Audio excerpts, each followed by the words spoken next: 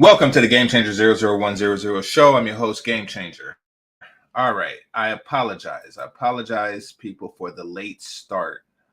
Really do. So, somebody said that there's an echo. Let me see what would be causing that echo. Let's see. At the mic. Okay. Yeah, sorry about that. Don't know why there's an echo. Can't seem to. Yeah. Okay. Looks like we're good now. All right. So, yeah, was watching the daily wrap up crew maybe like 3-4 days ago, and I was like, I was super chatting a lot, and they was reading the super chats so late that they didn't know what the hell I was talking about. But it was so much, it was so many patterns of behavior here that I had to cover it. And I wanted to give you my take on what I was seeing from the moment I was seeing. I didn't watch it from the beginning, but I did watch it. And I kind of see things a lot different than most people. Don't know why, just do. It's not a good thing or a bad thing, in my opinion, but it is a thing. And I had a difficult time getting that out the way that they were reading the super chats. I think the people in the chat room understood what I was talking about because I sent it and, I got a response at the time, but I sent them and I got a response at the time, but they weren't getting it. Don't really matter at this point, but I want to share with you because there was a lot going on. Now, first of all, as I said, I'm giving my perspective. I want to point out something on what you see on your screen here because it's going to be very important later on. There is a bell curve in most everything that exists when you're talking about groups of people or groups of things or what have you. And this isn't to throw shade early on. And what I'm about to state is pretty obvious. However, it must be stated so we can go forward with this understanding and this clarity. The beauty bell curve, the line, the median, the middle of the beauty bell curve is right here when it comes to the woman. It's between Paradise Paris and Shay Sade, meaning that everybody from the left, or excuse me, everybody to the right of this line here, including Shay Sade, is on the right, and below is on the right side of the bell curve, meaning that they are in this group of 6 women, they are on the right half, the more attractive half. And then everybody else is on the left half of the bell curve, meaning that they are below the median. Just with this 6 sample population of 6 women. If it was a larger group of women, it would have different results. So I'm saying that that's really a long-winded way for me to say that the 3 women, Shay Sade, Bella, and Elena J. Savage, are more attractive than Paradise Paris and the Personal Space podcast. This isn't me insulting any of these women. This is just saying that there exists more attractive women, just like there exists more attractive men than myself. And there exist wealthier men than myself or more charismatic men than myself, that they exist in the world. It's just so happened in this case, they exist on this panel for them. The reason why I bring that up is because when watching this, I want people to pay attention to the difference in thought and mindset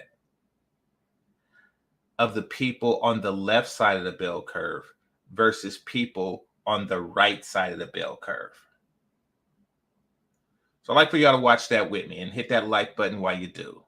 All right, so without further ado, let's get started. They've stepped up. The men from the Actually, so there won't be an echo. Let me.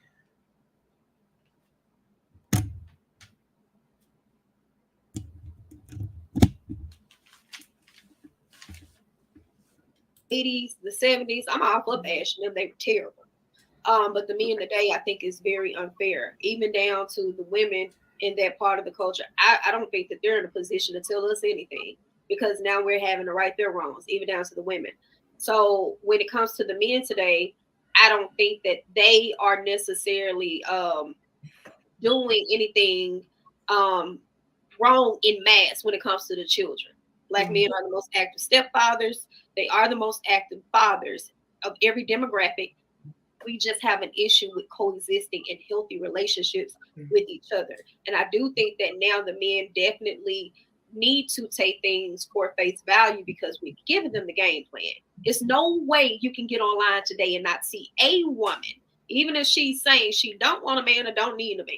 There's no way you can get online today and not see a woman narrate her standards from top to bottom. You can read her like a book. You can have her in a week's tops. It's just that they don't want to. There's no benefit to them to do it because why am I having to go into a situation and alter our already damaged mentality? She's going to tell me I need to come to her healed, but she's going to want me to be patient to her, and she's been damaged repeatedly. It's not fair. I think it's okay. So what she's saying now is she's trying to show a certain sympathy for modern men and what they deal with. She's complimenting, but the compliment that she gave was almost an insult. You know, black men are the best stepdaddies. You don't want to be known as the best of something that you really don't want to do. Yeah, you don't want to be known as the best and really shouldn't be doing. And most importantly, you shouldn't have to do. And this isn't me shooting at the stepdaddies out there. I know that, that they exist, but is that what you want to be known for? The best at,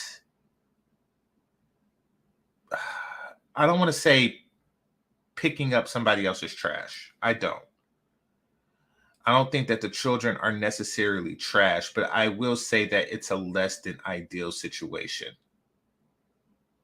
Extremely so. And one thing I want to make clear to the stepdaddies of the world is that your relationship to the children is contingent on the relationship to the mother. And that's why that's one of the many reasons why the situation is not ideal. Meaning that you can find yourself in a situation where you have spent a considerable amount of time, money, effort to help raise a child that's not yours. And then if the mother decides to divorce you after the child has been raised, for whatever reason, and I'm not going to say that the children are bad people,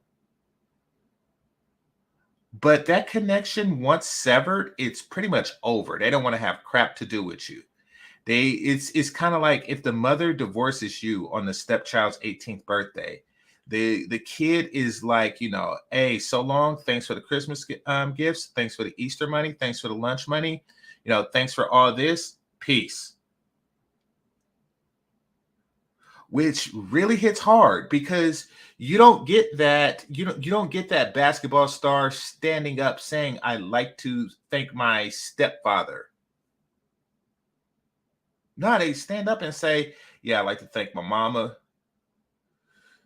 She was a single mother, grew up on the mean streets of Harlem, raised me by herself." And you just sitting there watching on TV because you don't get an invitation to it, thinking like, wait a minute, I bought them uniforms.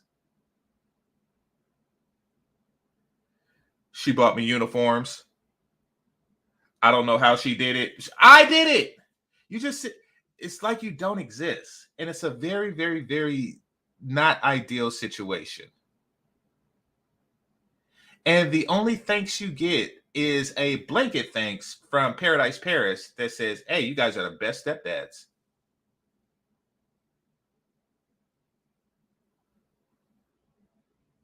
Hit the like button. So I don't want to be known as the best at something that I don't want to do. Somebody said GameChanger, you're the best cotton picker. Like, oh wow, that's okay. All right, let's continue. It's also not fair to make these generalizations. I don't think everyone's the same. I hear you. There are a lot of women who exist as such, and there are a lot of men who exist as such. I just think it's just find a person that don't exist like that. You know, I think the problem, because I hear you on that with the generalizations. I think the problem right now is that when there isn't a big collective pushback, then a lot of times, like I'll speak, for example, for Black women, right? Where there was something that happened a couple of months ago where it was she actually was just promoted, I think, to like a major writer in like ESPN or something, Black woman, and she posted a tweet, oh, Black men can't even die right. LOL. She posted that. She put Black men can't even die right. Okay. I know exactly who you're talking about. She posted that. There was all kinds of LOLs. There was laughing. There was retweeting. And you saw a lot of people in the comments like now making a big deal. Now, fast forward, you have this whole Chef Way situation. Now, he did have some rhetoric that was violent, but Black women went and they canceled him so fast. Who was it? And so if you're looking at that like as a man, you're saying, okay, so a Black woman can go and say that Black men can't even die right, and that's a joke. But now a Black man goes and says that he don't like dark-skinned women, and he gets canceled. And so they're left to think like this is one-sided. And now if you're trying to convince that man, oh, there's. I wish the one in the middle would stop like that whole rocking chair thing that she's doing. And also, Shay Sade is doing something that they do from time to time, and that is bringing up an extreme, like the Cynthia G, the Paris Milan. They bring up the extremes. And I'm not saying that she does this, but what a lot of Black women do is they bring up the extremes to make themselves not look that bad. It's kind of like those white guys that say and do subtly racist crap and then bring up the Klan. It's just like, yeah, I just seen a white guy, that does this, and this, and just to put your own personal bias, just to soften that. Like, yes, I fired 80 Black people, but remember I seen the Klan and they set 80 Black people to fire. It's they do stuff like that. I don't like that. Once again, that's not what Shay Sade do, but I have developed a guard against that. So when I hear something that's leading in that direction, I'm always like, hope this isn't that.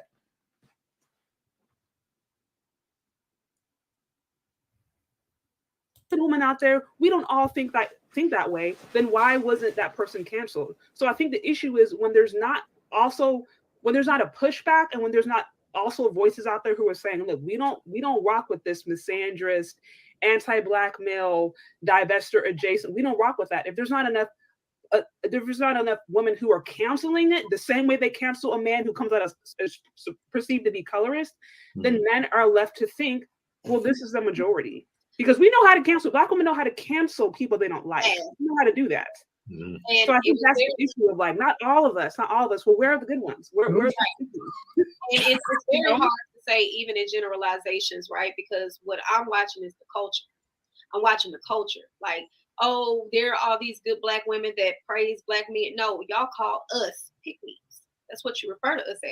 It's a demonization for a woman simply respecting a man. She don't have to. Okay. That's another thing I don't like. And once again, this isn't shooting at her. I'm just pointing out the tactics that is used by others.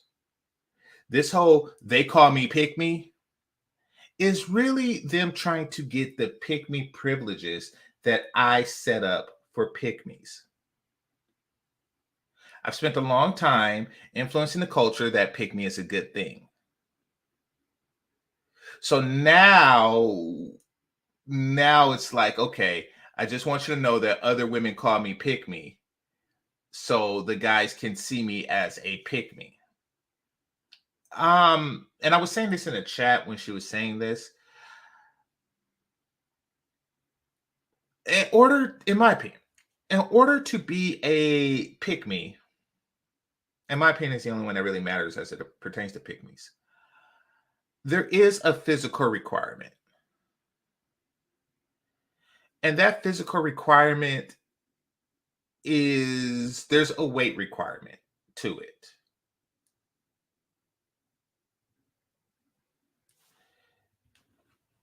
And the reason for that is,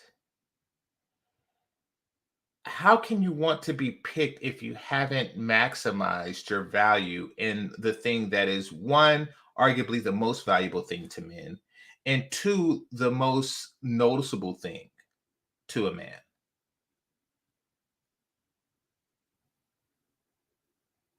So being overweight is almost a dead giveaway that you are not a pick me. Not saying that being at a healthy weight is a guarantee that you are, but it's almost always a guarantee that you're not. Like, save things like a disorder, something that prevents you, a thyroid disorder, which is extremely rare, but one that prevents you from actually losing weight.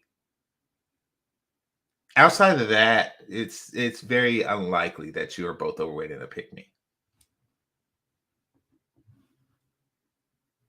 To be attracted to him. She don't have to be in proximity to him.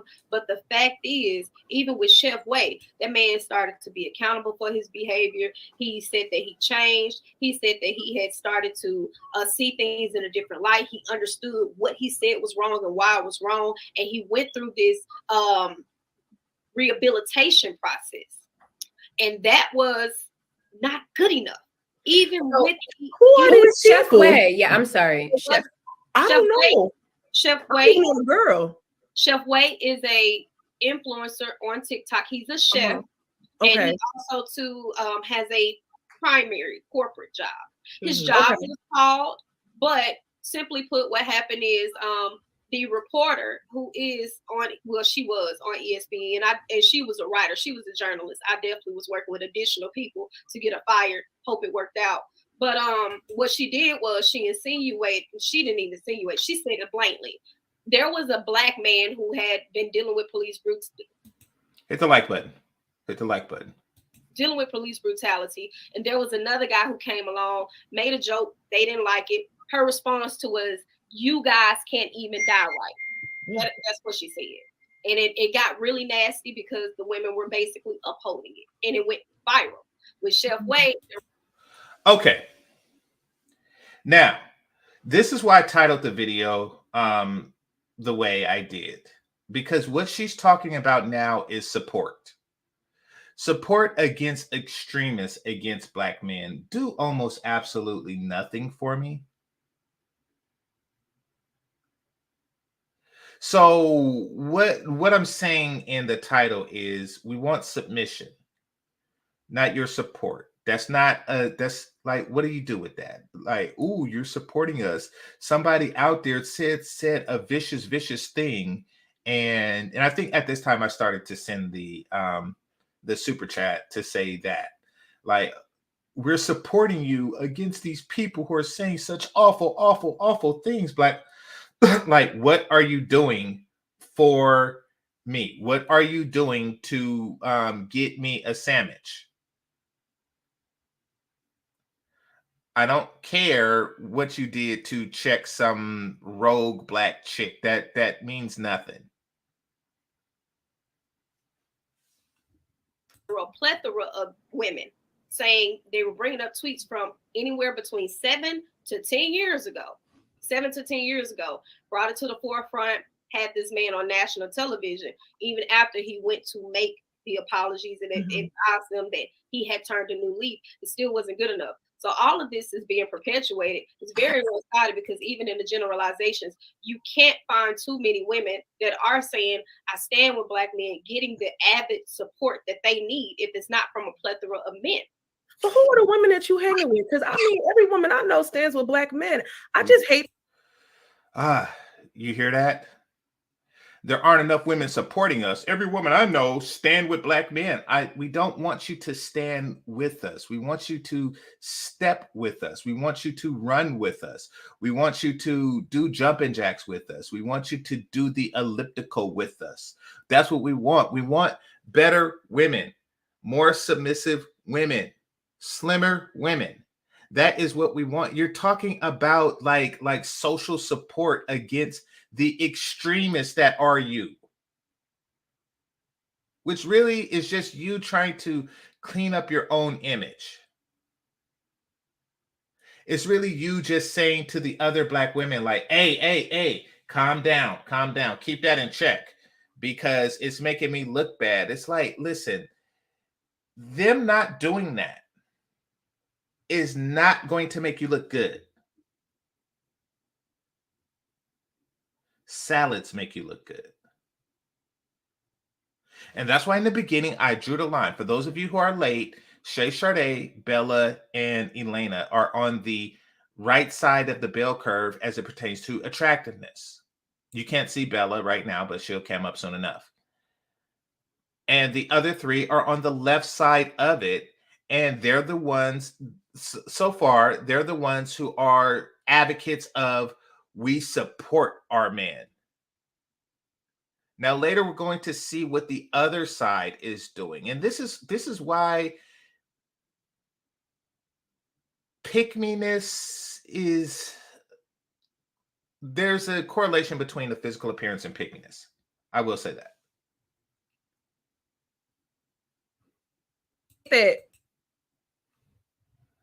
All right, Pablo says something interesting. He says, they think we need Angela Davis. No, we need Angela Bassett. Okay, that's what we need. We need less Angela Davis, more Angela Bassett.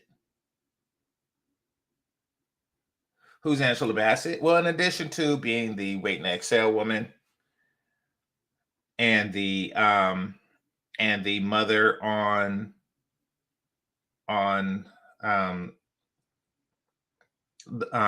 the Black Panther and Wakanda Forever, she's also a woman who has maximized her beauty and sustained a marriage for decades. We need more of that. Don't care about your support. I don't want to. That's like me saying all Black men disrespect Black women and all Black women don't. It's such a bold statement. And maybe the demographic, you're in Dallas, we're in Jersey, is different. I do feel like the goalpost is always moving for the Black man. Like I could be responsible enough to be willing to put my life on the line to protect you. Mm-hmm. You'll grant me that, right? But it's questionable if you allow me to lead us in this relationship. Mm-hmm. So how can I die to prove to you, and then you can trust me, but you can't trust me to lead and, take our relationship to the next level? Yes, I might be learning. Yes, I might not know all the right moves. Mm-hmm. But with if we're already being looked at like we're not the right person, or you guys don't have faith in us, of course we're more likely to drop the ball because we need the support from our women. You get what I'm saying? So I mean, the goalpost is always moving. Whether I could provide it, but yet I could not. We do not need that. The kind of support that he's talking about, I don't need that crap.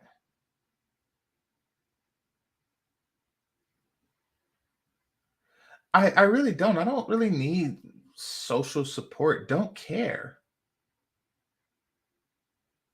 Especially when it's the social support against the same group of women. You see, what they're talking about is they're talking about being like a female Derek Jackson. Now, follow this analogy for a second. I want y'all to think about what a female Derek Jackson is.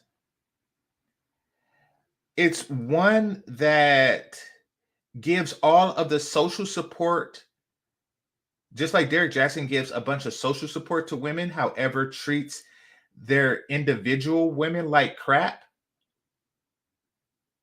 It's the same thing. We're talking about women who give a lot of social and moral support to the men, but likely is not treating individual men like anything positive. We pass all that. Be funny. So now I'm not a leader. You get what I'm saying? I'm tired of being questioned from the woman that I'm committed to, and I'm not, everything is it's switching as we go. You know what I'm saying? Yeah, I just find it very interesting that, some women have no problem casting all black men under this umbrella. Because when black women talk about black men, it's very much, well, black men are, they're not leaders. They have no problem casting all. They don't never say some. I ain't never heard some out of black women's mouth. It's just usually a broad painted brush against all black men. But the minute a black man says anything about a black woman, well, you can't say all. You can't say that's not my friends. That's not my surroundings. And we're simply saying this is our experience, and from our experience, this is what we are hearing. Look at this chick. Look at this chick, Elena J. Savage.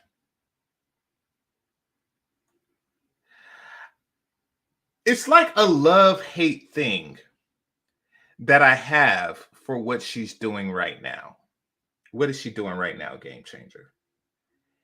She is deliberately leaning forward in an uncomfortable position in the seat in order for you to see her legs and tits better.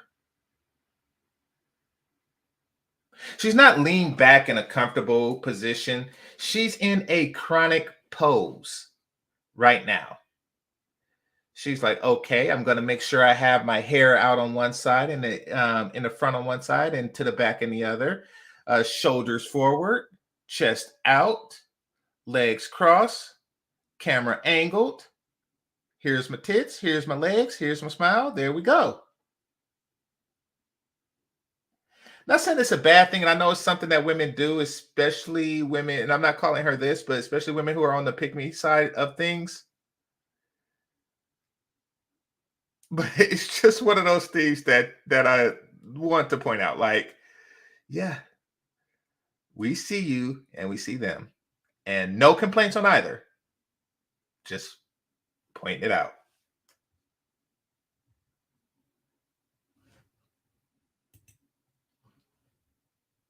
So it's unfair that y'all. I never heard no black woman correct another black woman when she talks about black men. Now, hey, girl, you should say some. It's not. Don't care about that. Don't care about that. Because you see, just do better. That's all. Just do better.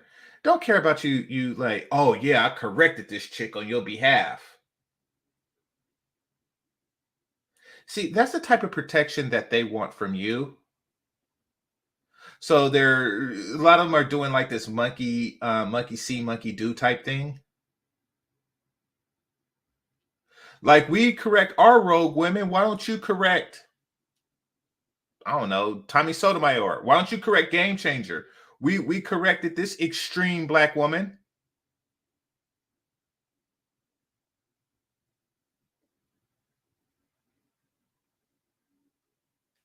Don't care about that. Once again, submission, not support. All of them. Y'all got no problem. Yeah, girl, you right. Yeah, these So, niggas. I tried that and that cussed out. Because I do a just lot really on my feel social like media, they pick me all under my videos. When I like make videos super for trans black men. general. Don't talk over more attractive women. Do not speak while more attractive women are speaking. I mean, see, there's no etiquette here. There's no etiquette here. I'm putting it out there. Hit the like button. There's no etiquette here. What do I mean by etiquette? You know when somebody is hotter, which means they outrank you as far as women goes. Why? Because we want to hear what they want to say more. Why do we want to hear what they want to say more? Because they're more important. See, they don't tell you this, but I volunteer, and attractive women's vote is weighed more than unattractive women's vote. They don't tell you this at the polls, but that's what it is. They have somebody like me determining whose vote get an extra 50% boost or an extra 50% penalty based on how hot they are. Okay. Why? Because what they think, say, and do matters more than you. Do not speak when a more attractive woman is speaking. Shut up. Shut up when they are speaking. I'm a Like, pick. I feel like black men are putting You black see that? women under this You see that? She interrupted her. We didn't get to hear what she was saying. big giant umbrella, and black women are doing the same thing. And I feel like it's unfair. Like, we've been going through, black men been going through this from the beginning of the time. We never had a voice. We wasn't, no matter if we said it or not, we was getting over. Y'all was just turning up the stereo up on us. Like we wasn't getting listened to.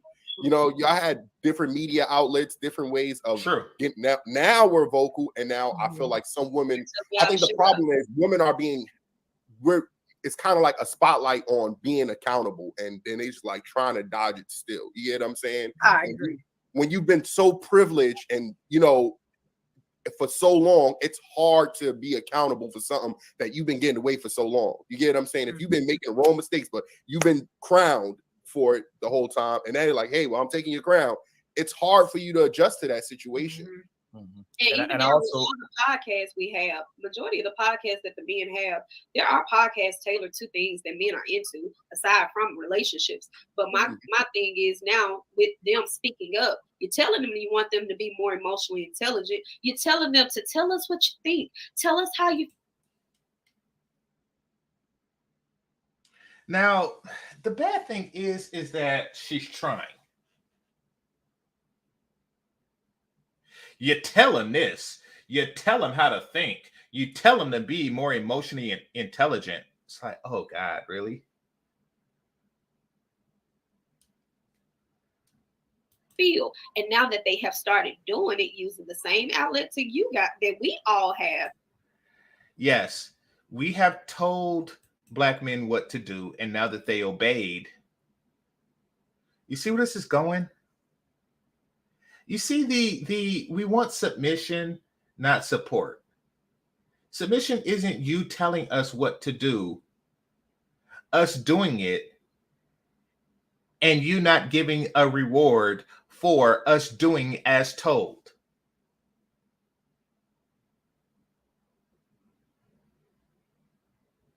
She's basically, what she's going towards is, we need to start giving our man a pat on the head for being better for doing what we told them to do.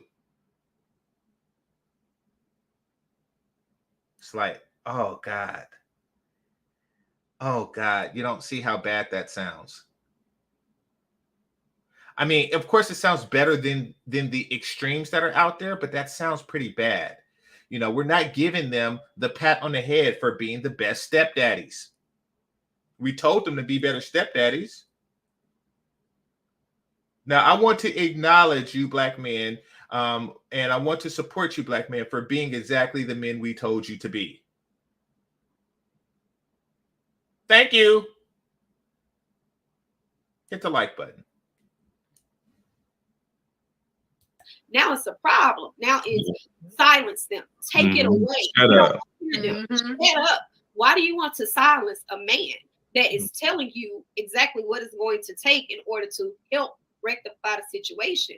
And it is very much so, it's biased, because when we hear, like, and I don't think, Elena, this is not a dig at you, but even when she said that we have to take care of these babies when the men are gone, it's like there's never no pushback on insinuating there are a plethora of deadbeat dads.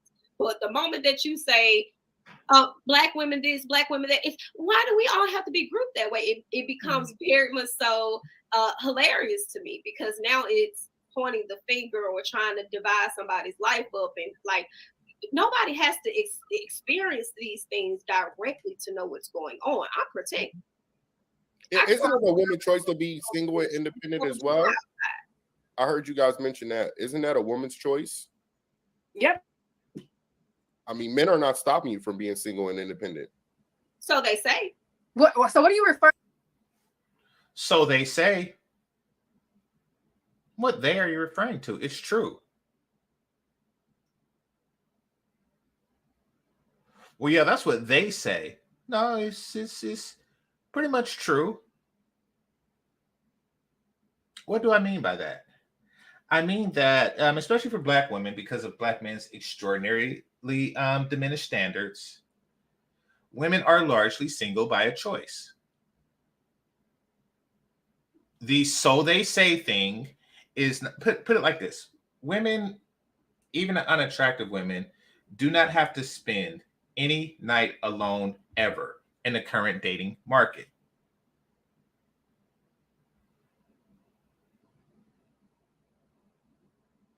It's a unwillingness to adjust their bar is the reason why they do. So this so they say thing, I don't know. At this point, I think that she just wanted to throw something out. You know, kind of like when Black people say so-called. Like she wasn't really listening or paying attention. Because I mean, I feel like sometimes Black women have no choice but to be strong and independent. That's because y'all living through your mother's trauma. Yeah, don't get that one. Nice tits, don't get that one. Nice legs, don't get that one. Like your hair, don't get that one. I don't get what you're saying. I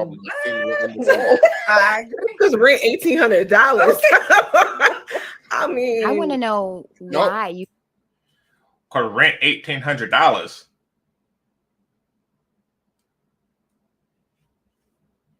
Feel that Black women have to be strong and independent, because personally I don't feel like I have to be. Okay, fair. Okay, so now, okay, so I mean, if you're single, who will take care of you? Like, because then that's considered a gold digger. Like, if I was single and I'm dating a plethora of men and I'm expecting a man to take care of me instead of me self-sufficiency is important. Like, if I'm not married and I'm not in a relationship, who is going to take care of me? Well, you know, why does being strong and independent equate to being a regular functioning adult? Okay, Bella is killing it. First of all, them lips though, and them cheekbones though.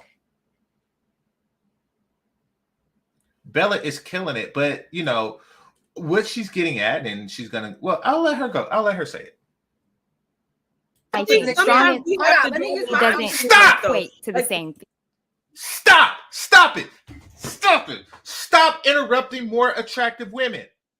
Can't stand you. I cannot stand you. Stop. When a more attractive woman is speaking, you stop speaking. You stand at attention.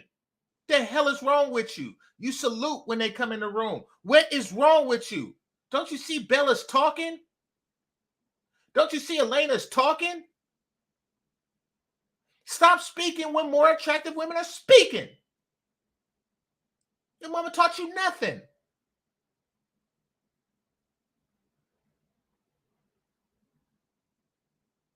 Don't talk back.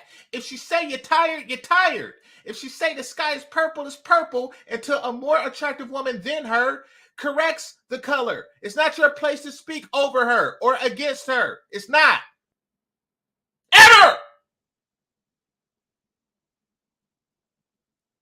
Out your damn mind.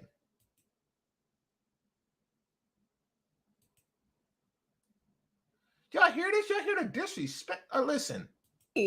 Instead of me self-sufficiency is important. Like, if I'm not married and I'm not in a relationship, who is going to take care of me? Well, you know, why does being strong and independent equate to being a regular functioning adult? Okay, See, she was still talking. Let me use it doesn't equate to the same thing. But I think that's what's getting. And this one is talking. Getting confused, because a lot of times when you have these women who are not in relation and they're successful and they're doing their thing, they're looked at as strong, independent Black women. We're just single women taking care of ourselves. But the difference is I don't think people separate. I don't agree with that. The difference is y'all preaching about it. Y'all telling everybody about it. Yeah, that's true. Exactly. You can You're strong be single and taking care of yourself and being adult and everything. That's cool. But the minute that you start telling other people, "Oh yeah, I'm single and I don't need you," that's when it's a problem. Oh well, that's a different story. But no, it's not. That's the same. But let me tell you something. I mean, I don't know. I don't know. I just think that there's people also look at you and be like, "Oh, you act like you don't need a man." I just want to take care of myself. People look at you. I feel like that's the energy. Look at you. Nobody look at you and say that. Well, actually, you know something? I take that back. I'm retracting it. I'm retracting what I said. I am retracting what I said. Because you do look like you don't need a man. Because you're looking like you're not trying to get one. Now, what does a woman who looks like she's trying to get a man look like? She looks like Elena Savage. In shape, sitting, hunched forward, shoulders back, tits out, legs crossed, hair one side down, other side in the back, lip gloss glossing, eyeshadow shadowed. That is what they look like. That is what the women who look like they need a man and want a man look like. And look at you with a Debrat t-shirt on. Yeah, I'm hyphy with my white tee and my gold fade and my... What kind of glasses? That is what you are screaming to the world. I am not in search of penis. I do not need it. She needs it. She damn sure wants it. This is what they look like. Look at you. Look at you. You look like the person that when a person is saying, let's play flag football, you're the one who say, no, let's tackle. That's you. That is why they say that to you.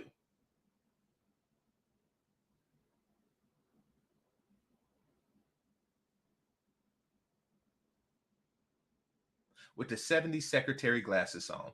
Like, yes, you look like you're not trying. You look like you have not, for quite some time, given a sufficient effort for penis. You got 2 centimeters of hair. You don't look like you are putting forth a sufficient effort. Hit the like button. That like button. Hold on, y'all. One at a time. I don't know. Like, I guess I'll just speak to be on that energy. Yeah, I mean, let me ask you a question real quick. Are you single? Who, me? Yeah. Yeah. I knew it. Has anyone ever looked at you and said, you look like you don't need a man? No. She said, I knew it. She said, I knew it. And which kind of makes sense because she's thinking like, look at my tits. If I'm single, she's definitely single. Where you getting that from? Because I'm like, damn, do people really think this way? Like, I'm single. I don't put it out there like I don't need a man. I also take care of myself. Like, I pursue my career. I'm not going to stop doing that. Take care of my household. I'm not going to stop doing that. Okay, but when you lead with that, that's the energy it gives off. When you're leading with, I can take care of myself. Stop it. Shut your bald ass up. Don't you see she was talking? Dang. She only gets like 2-3 words in. Y'all see that crap? Do you see the crap?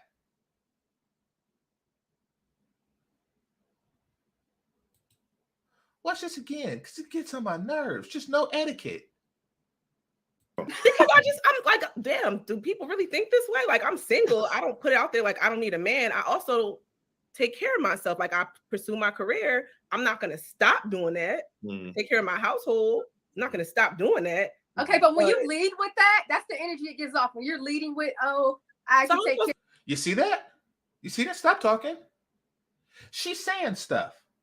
Everything she's saying is more important than what you're saying. She's saying, like, when you lead with your career and things like that, it gives off that type. And then she just chimes in.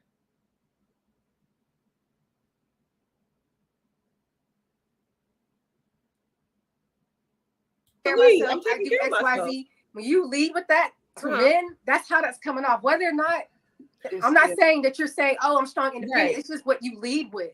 That's what they're interpreting it as. And that's what I interpret it as a woman from you. When I hear you say that, and I think maybe this conversation just sounds aggressive because we're in this conversation. But if I'm in a conversation with the man and I'm just, I say, okay, we're talking. Someone asks me, what do you do for work? Sometimes I don't even say what I do for work. I work in hospitality. Because if I say what I do in work, it's like, oh, wow, you're the boss. So now you've already created this misconception.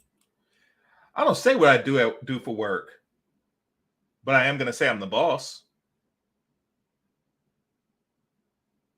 I am going to say my career is so prosperous that I have to hide it from lessers.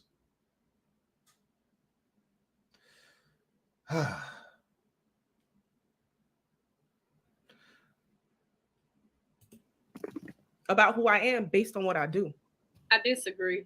I think a lot of times we perpetuate these ideas and we're not listening to men at all. A lot of times we have been so engulfed with dealing with the same type of negativity that we haven't allowed ourselves to evolve into a mature state. So majority of these same colloquialisms comes off as, kind of they're an insult. We already have internalized it. I don't hear men tell me you look like you don't need help. It's just not a thing. I don't carry myself in a way that I don't look like I don't have room for a man. Even with me paying my own bills, even with me driving a nice car, even with me working in the industry that I work in, even now, I am on social media as a very popular content creator, but there is not one page you cannot go to where there are not a slew of men in my comments asking to marry me, asking to date me. Oh my God. Oh my God. Okay. I'm not even going to hit the like button, but I'm not even going to speak much on why there's a slew of men in your inbox, but I think that there's a certain group of men that are just in everybody's inbox. But I do think that there is a dearth of femininity that is so desperate. Somebody said that's cap. No, that's not cap, because if the Chitlin sisters got married, then, well, okay. I want y'all to take a look at what I see here. Her right bra strap. Ladies, Black women, and to a lesser extent, light-skinned women, you should not have any flesh-colored bras in your wardrobe. Every time I see it, I look at the woman like she's crazy and stupid. I look at them like, when did you buy that and why? When did you buy that and why?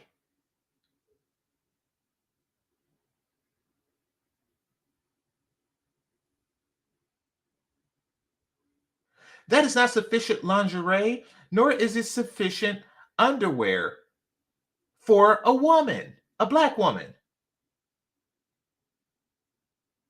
Here's what I'm getting at. Listen, and listen me good.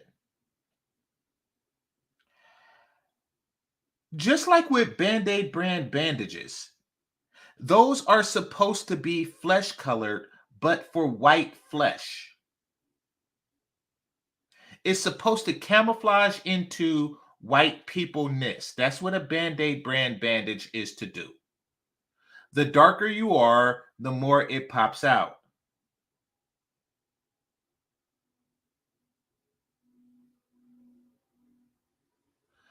Why are you buying underwear that is to match the skin color of white women and putting it on? Why did you do that? Now it's not unattractive on an attractive woman, but it is something that it is something that scratched my head during the time, my favorite time of being with a new woman, and that is when the lingerie is revealed. That whole ta-da is like, what the hell?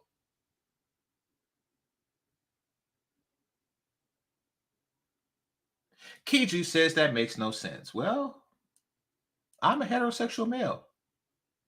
It don't matter if it makes sense to you. If you are a woman, make it make sense to me.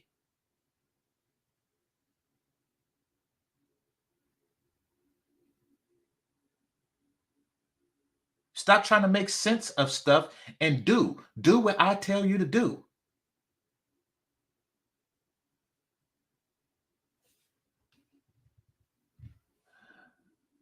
There's other flaws to worry about than the bra strap. I worry about all of them.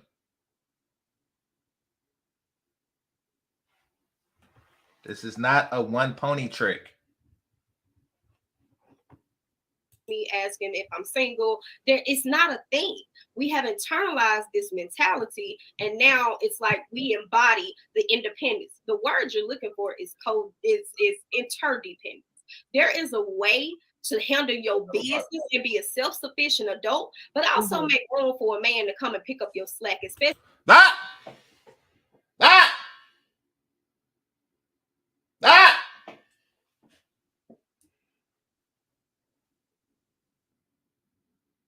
Y'all hear that, men, don't you? Don't you? Don't you? Now, while she's saying that, I want y'all to take time out to look at Bella's lips.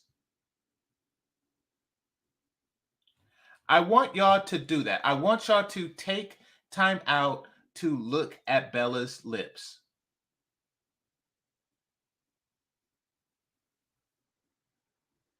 And imagine yourself sleeping on them.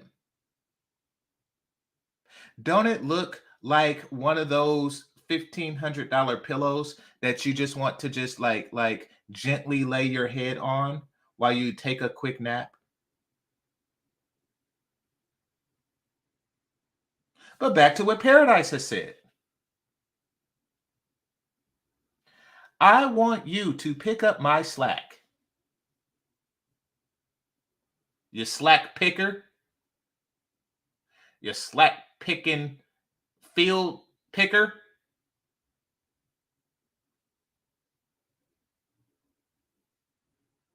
I want you to pick up my slack. Oh, crap. The super chat. Okay, so Freeman's Journal says, salute GameChanger, support Black. Yeah, support me. And by support me, I mean give me more money. That's what I mean. Because what happened, what was it, the day before yesterday? I was looking. I really even look at like what YouTube sent me, but I was like, oh dang.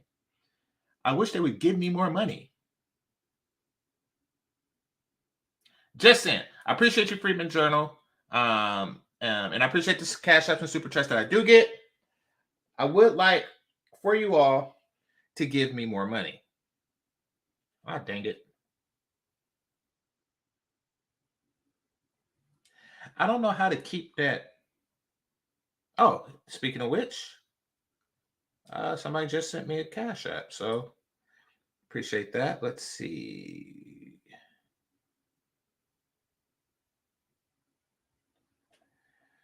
Appreciate the 10 from Charlton. Appreciate you. Charlton with a CH, not Carlton. Appreciate you. It says salute to you, GameChanger. Appreciate you, brother. All right. So now let me remove the only super chat that I got. Let me remove that so y'all can see these lips. Y'all see that? Look at that. Look at that. Look at them lips. She just kiss you on the cheek at night, and you like, oh, thank you, that's so sweet. Let me just keep him there, and then you just like coach her, like yeah, I'm going to sleep. I'm going to sleep now. I'm sleeping. I'm sleep on your lips. I'm just sleep on your lips. You know, yeah. Have a good night. I'm fall asleep now. Yeah, that's nice. That's nice. Look at that. I like those lips.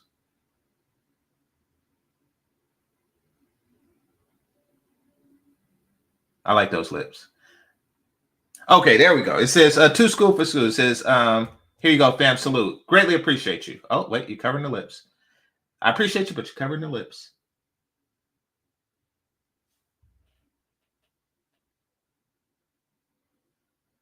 And while she's saying, I want you to pick up my slack.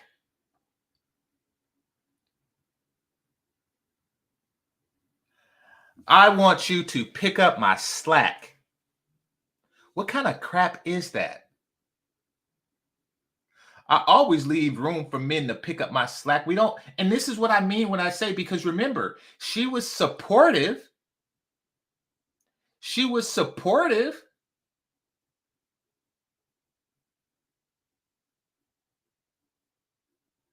She's like, oh, well, I support you when other women say bad things about you. We don't want your support. We want your submission. And you're not submitting if you are trying to get us to pick up your slack. What do we look like?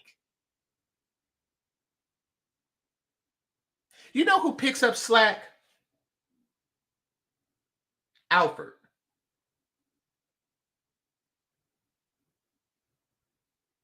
Alfred picks up slack. Jeffrey from Fresh Prince of Bel-Air picks up slack. Listen, if you see one person creating slack and the other person picking it up, you know who's in charge of the relationship. You know who's not submitting. How are you supposed to be a sufficient helpmate if you look at men as slack pickers? All right, y'all seen the lips. All right, so let me do this. Too cool for school. I appreciate you. Thanks a lot, man. I appreciate you. Thanks a lot, brother. And Danica Marie, dope discussions. Great to have you here. And I'm gonna say this. Actually, I'm not gonna say anything, but just know that I watch your Instagram. And times like this, I am no good. I don't know what to say. I'm not going to say anything, but just know that I know and that I understand. So yeah, I think that's the best thing I can say. I always say the wrong thing at times like this. So appreciate your support. I greatly do. I appreciate your support. And I appreciate you being a little big sis. So appreciate you a lot. All right. Let's continue. When you're talking about that pain and you got a woman sitting there, I'm tired. You don't have to look beat down and worn down, because now you look like you're looking for help. Now you look like you're desperate. And when you're bringing desperation in a situation, you're asking for the negative man that you don't want no business dealing with. So it's a way to carry yourself in grace and do just enough to make sure that your life is comfortable and stable, but also make room for somebody to come in and take up your slack that you need the additional.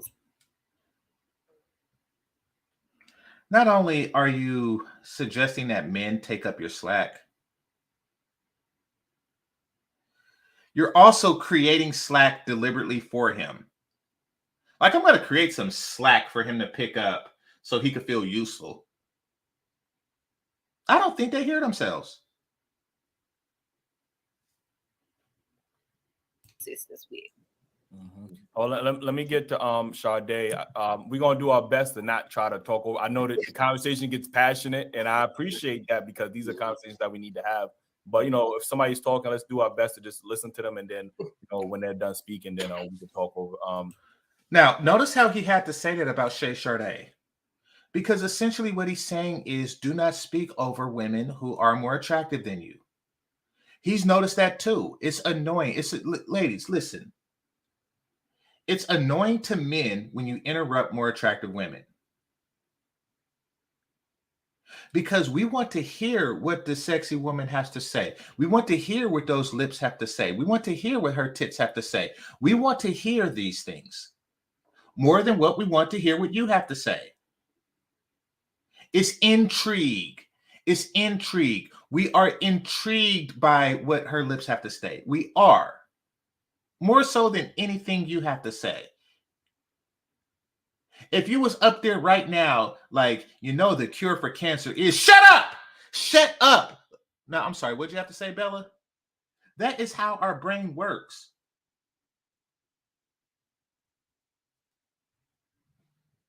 So yeah, now he's like, ladies, he's politely saying, don't interrupt Shay Sade, is essentially what he's saying.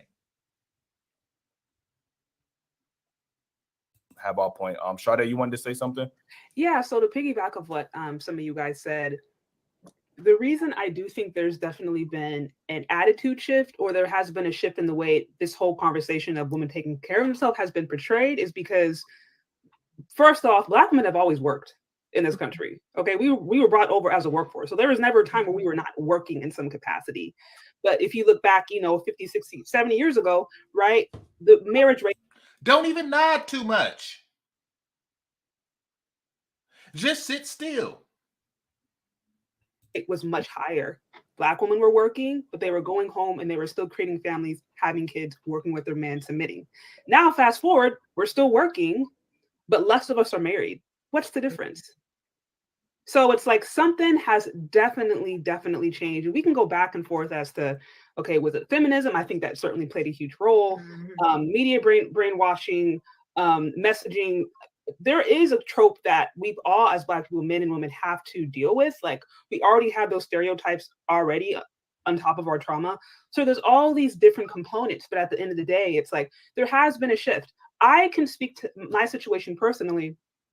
I can talk about the different advice I got from women that I knew, older Black women I knew in my family, and even older Black women I see online saying, look, secure the bag. Don't worry about these men. Don't worry about dating. Focus on yourself. Hot girl summer. Like, this is the kind of information that I got. This is the advice that I got from women that I knew personally. And then I see some of my white friends, totally different, right? It's like, I knew people in high school who were planning to go to college to find a husband. Black culture. Now, what she's describing is extremely true when it comes to white women, and really just not Black women. There isn't, and there wasn't. Keep in mind, I've been in college. It's been a long time since I've been in college, but there wasn't this sense of, there is a sense of urgency that goes along in college, and really shortly thereafter with most non-Black women. The concept of being single is not one that's comfortable. It's one that's terrifying to them. In fact, they kind of put finding a man, a husband, on the same tier as getting a degree. Like, it's just as important to not only do it, but do it as soon as possible. And I can't express how different the experience is in the company of these people, just in general dealing. The desire to secure a mate long term really affects every aspect of a woman's interaction with a man, whether she's looking to secure him as a mate or otherwise. Meaning that even if they don't see you as a viable or potential mate, they don't want to harm their reputation throughout the university. Like, she might not be interested in you, but you could have a friend. Maybe she's into athletes, and like, she'll be nice just because, she may not be interested in you, but your brother's an athlete, or somebody on the football team or something like that. So it really just, the whole behavior is different. It's hard to explain, but the whole you could tell, You could tell when they're trying to secure and maintain a long-term relationship. You can, versus the women who are indifferent.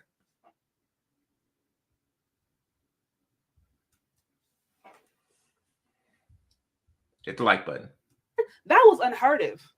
Unheard of. And maybe you guys have different scenarios, but it's like I've talked to countless upon countless women who they went to college, for example, just to get just to focus on the career. They went to college just to try to, get a better job, as if you can't multitask, as if you can't go to class and also go on a date. You know what I mean? Sean, I do want to, because I want to get it. I want to get into that. I got a video that I want to react to. We're going to get into that. But Keem, real quick, you want to get to these super chats before we get to this video? Yeah, we got one from Amber. Shout out to Amber. She said, y'all asked and the Daily Rapper crew delivered. Let's hit that like button on the way in, caught the merch, and reach out on IG for the events this weekend. We got a lot of shit going on this weekend. So, appreciate you, Amber. You always keep it real. We got one from GameChanger. He said, I think, man, let's support more decent wives and mothers. I'm not sure what you meant by that. And once again, they read it very, very, very late. But basically, there was a point in the conversation. For those of you who just got here, hit the like button first. But for those of you who just got here, earlier in the conversation, the two on the left side of the bell, or the three on the left side of the bell curve. And by the way, I'll reiterate, these three, 1, 2, 3, are on the left side of the bell curve, meaning that in this particular instance, they are on the lesser half of attractiveness versus Shay Sade, Bella, and this one right here. They were really speaking towards supporting men. And what I'm saying is we want less support, more decent wives and mothers. I don't care about you checking some rogue chick out there. I really don't. I could care less. Hit the like button. What I want from you is more decent wives and mothers. You can't sell that to me. My penis don't care about that, for one, and my belly don't care about that, for two. Be a decent wife and mother. Like, oh yes, I checked some chick online who was talking crap about black men, who was talking about deleting black boys. I had to check her. I don't care. Listen. Get me a sandwich. Don't eat it. This is what I care about.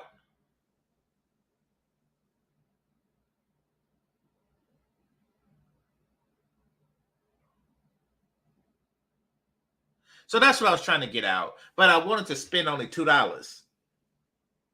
And when you do that, you get, and this is why y'all shouldn't be cheap on the Cash Apps and Super Chats, like I was. But when I spend $2, I only get 50 letters. I only get 50 characters. So, yeah, it didn't hit right. But, yeah, less support, more wives, more decent wives and mothers. More, maybe more. Let's support. Maybe. Let's support. Oh, let's support. Let's support. Oh, let's support. Okay. That's what I'm thinking. Okay. So let's support more decent wives. Oh, okay. It don't matter. Yeah, definitely. Y'all see that? Y'all see what she just did? Look at this. Look at this. Let's support more decent wives and mothers. I'm not sure what you meant by that one. More, maybe more. Let's support. Maybe. Let's support. Oh, let's support. Let's support. Oh, let's support. Okay. That's what I'm thinking. Yeah. Okay. Look at this. Look at this. Look at this. It don't matter. It don't matter when you do it, when you gloss your lips. It don't matter. You got 2 centimeters of hair glossing your lips like regular people. Look at her lips. Look at Danica Marie's lips. If y'all not subscribed, subscribe to Danica Marie Dope Discussions. Look at those lips. Shay Sade. You think it don't matter. The lip gloss does not pop on you. Just saying. supposed to be there. Let's support more decent. Oh, okay. Yeah, yeah, definitely. Let's support more. Chaz been on Wheel of Fortune before. I'm telling you. We got one from Achilles. He said, "Shout out to Shez, a gorgeous, mature black woman who makes good content." We got a Shez fan in the building. We got one from GameChanger. Are women our helpmates, or do men pick up slack? That shit is an hour. They don't get it. They don't get that this chick just said men should pick up our slack. And I'm like, wait a minute. Are you supposed to be our helpmates? Or are we your slack pickers? Which really tells me something about everybody here. When she said, I leave room for men to pick up my slack, nobody caught how diminishing that was. How so far against the natural, nobody, that didn't ring in somebody's head that, something, this is way off of the natural order of things. This is so far, like something like that is just like a Bruce Lee, not a Muhammad Ali, a Bruce Lee to the face. It's a quick whop. It was like, wait, what? Did you just say pick up the slack? That was just like a quick Bruce Lee jab. That was, nobody else seen that. That was just like a quick Bruce Lee jab. Like what the hell was that? Wait, what? And I'm surprised that nobody else was just like, wait, what? That's why I was like, wait, pick up her slack. Pick up her slack. That's just so unnatural to me. But society has conditioned people to think that,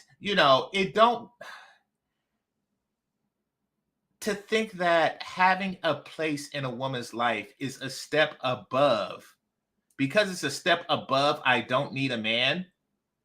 That is still acceptable behavior. It's not. It's not. She's basically like, oh no, I'm not one of those women who say they don't need a man. I need a man to pick up my slack. What the hell? And nobody, it didn't even ring in their brain. Like by the time they read this, it should still be ringing in their brain.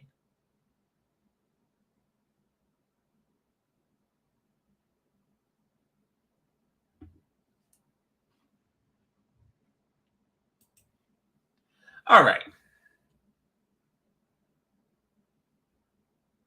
Here is another horrible human being looking for a man to pick up her slack. Maybe she found one. Maybe she's with a slack picker right now. Picking slack from can see to can't see. Talking about, okay, so here's what she's talking about. I was on Chantel Simone's panel yesterday, right? And one of these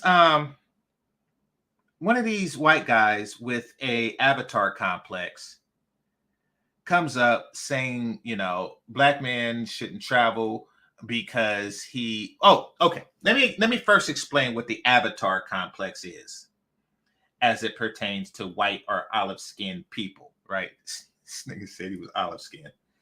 All right. So the avatar complex is when the white guy walks into a group of blue people and say, you know something, I should be in charge here. I've been here for about 6 weeks and I think I should be in charge here. So here's the battle strategy. Now I'm going to go against a military colonel and I'm a military scientist, but I am a white human and you all should follow me. I mean, you are blue, right? Is essentially the I call it what I want, you nasty bitch. I call it what I want. Anyway, so he walks into a group of Indians or Japanese or whomever. He walks into these group of people, whether he's the last Mohican or the last samurai. He walks into these groups of people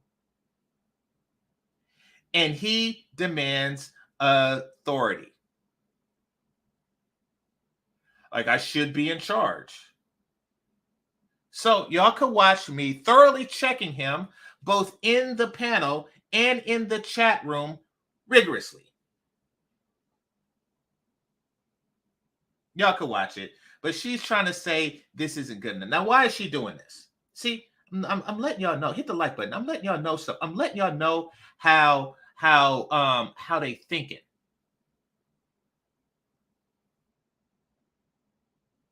Because Black women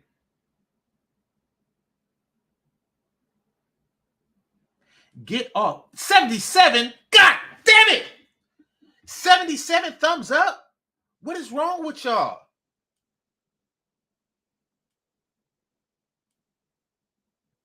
What is wrong with y'all?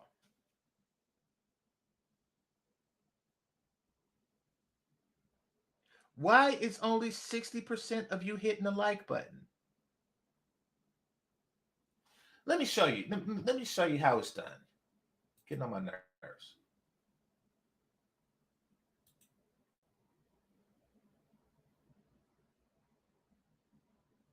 Hold on. Let me go to the thing. Then I got to unlike it just to show you how it's done. All right.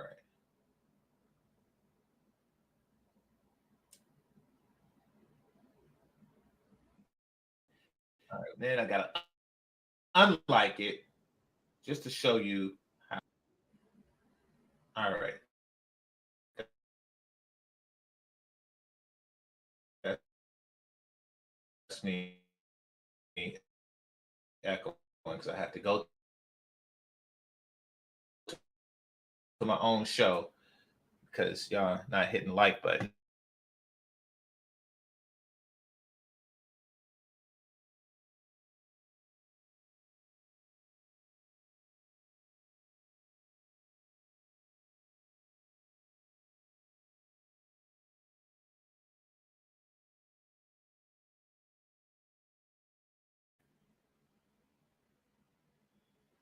Now, this edit video is not going to appear on your thing because it's it only appears for me as the content creator and host or what have you. But because it's my channel, the edit video button exists here.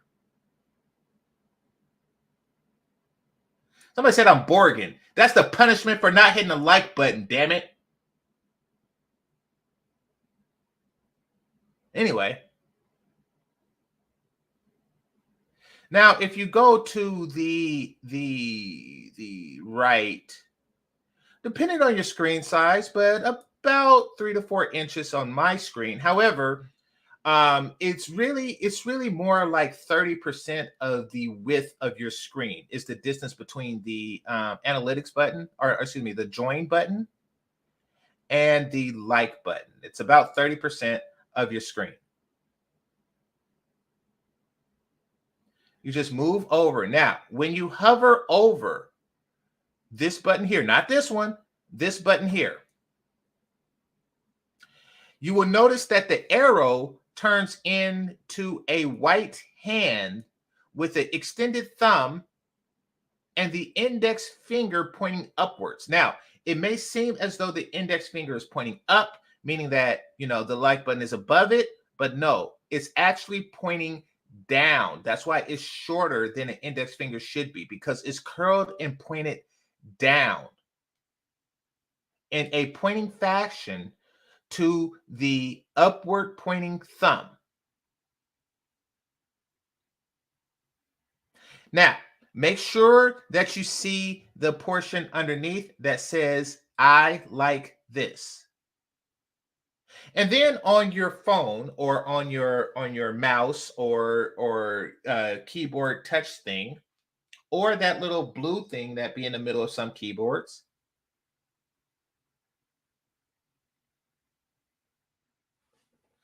you click it. Now listen while I do it. Listen while I do it. Here, you put it here and there you go. You hear that sound? There you go. There you go. And that's how you hit a like button.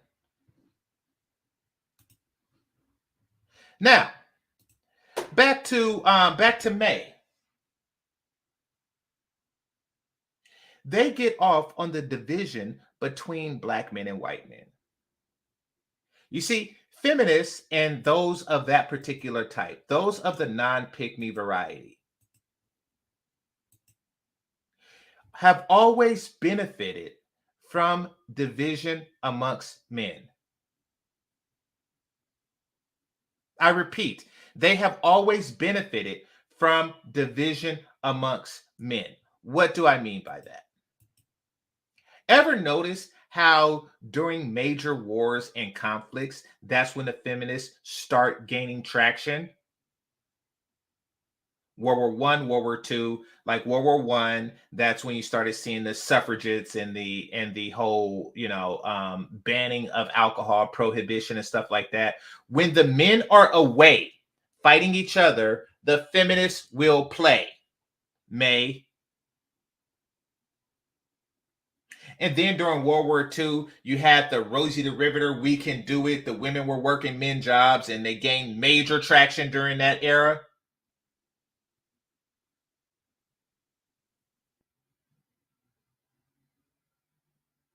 Which is why they encourage infighting amongst men. That is why they do what they do. I want y'all to notice these patterns of behavior.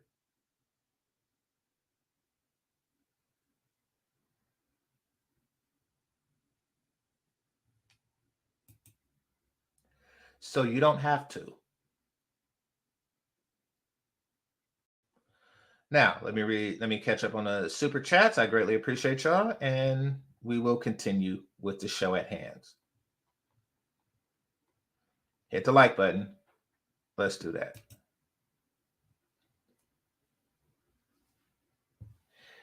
Okay, Mr. Shane Vicious says, dude, they aren't going to get it. The idea of traditional marriage repulsed most black women.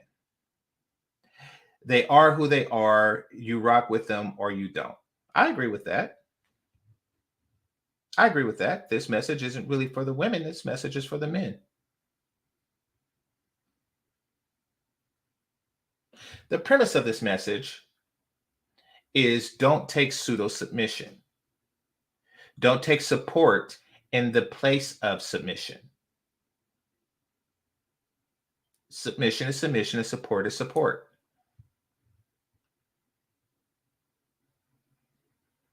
Okay, here's what I mean by a lesser imitation thing.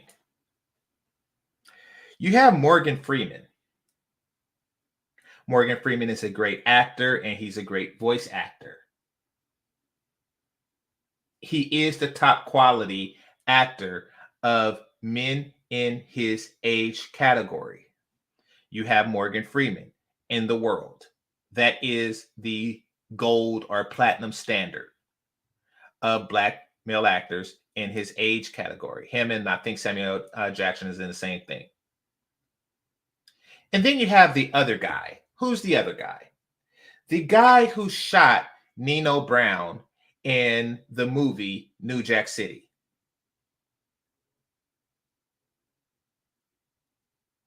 Now, I don't know his name. Don't really care. You know who he is? He is not Morgan Freeman. He is the person when you need a black man in that age group that you hire when you cannot afford Morgan Freeman. He is that guy. Nino, your soul is required in hell. That is the most famous thing he has ever done, ever. He's that guy. He is that guy. Why am I saying this? Submission is Morgan Freeman. Support is that guy. Okay? That is how much better it is.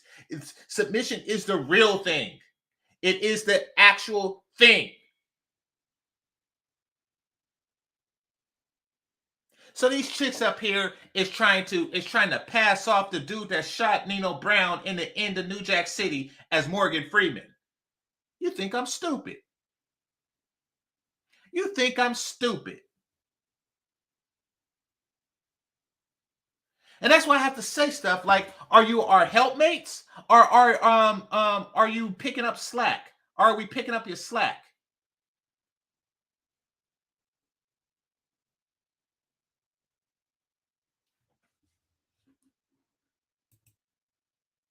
You slow as fuck.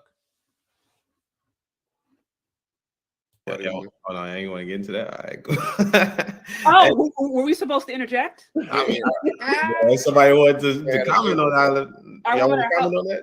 Wait, so the question: are women helpmates? Are we supposed to pick up slack? Yeah, no. Do men pick up slack? Or do men pick up slack? Or do men pick up slack? Well, I think Paradise. I'm sorry.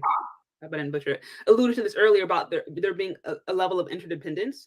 So absolutely, there are areas where women, I think, come in and support men and help support the vision of their husband. I'm not saying just some random, pookie that they get knocked up by, and then I mean, like they support the vision of a man that they are committed to. Absolutely, and in that natural progress, men I think are gonna love to provide. They're going to love to start to do some of these things that we talk about, protection, provision. That is a natural byproduct of a healthy dynamic between a man and woman. I don't know about it, men around men, but men, when they really feel like they got money, they love to give it away. They love to spend it, and they spend a lot more bigger than us. Their idea of spending is that had nothing to do with that had nothing to do with what the more attractive woman had to say.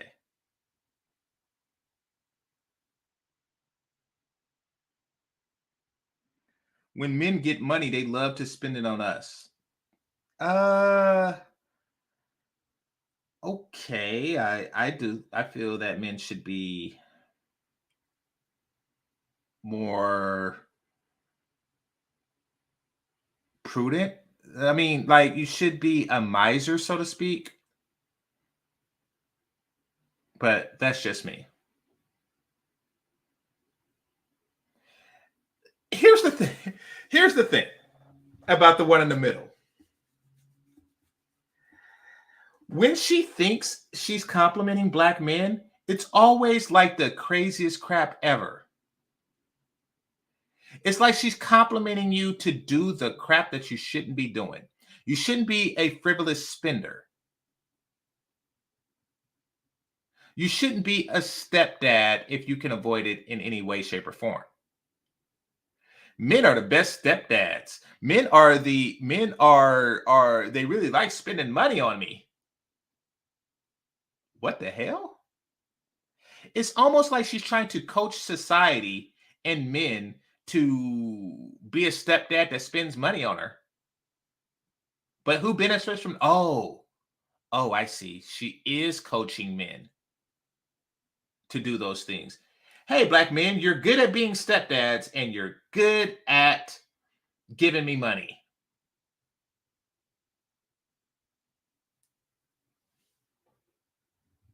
Furniture, cars, they love to blow. They love to be able to say it's the ego thing. She just said they love to blow money. She caught herself. They love to blow. Woman.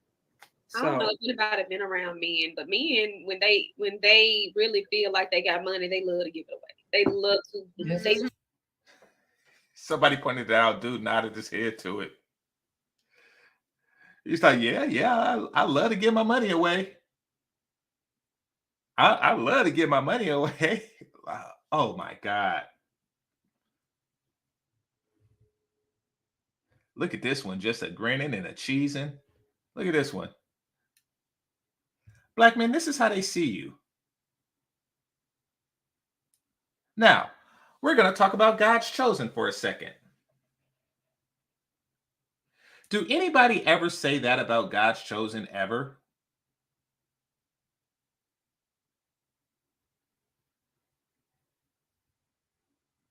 Are they known for, blowing money on anything ever?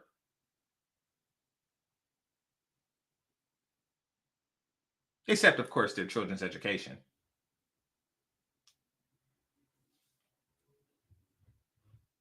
Love to spend it, and they spend a lot more bigger than us. They spend a lot more bigger than us. That's pretty damn big. Idea of spending is furniture, cars. They love to blow. They love to be able. They love to blow. We as black men love to blow our money, and he's shaking his head. Look at how she sees us thus far. We pick up your slack, we spend our money on you, and we raise your kids by other men.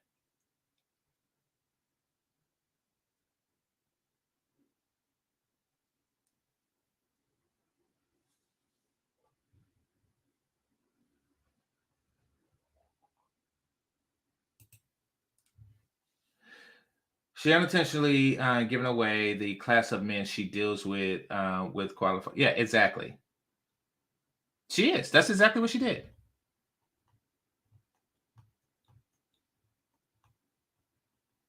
And the reason why I have these shows is so we can pick up on these things.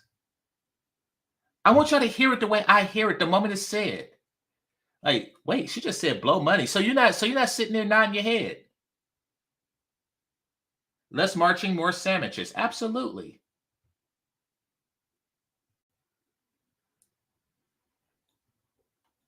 Hey.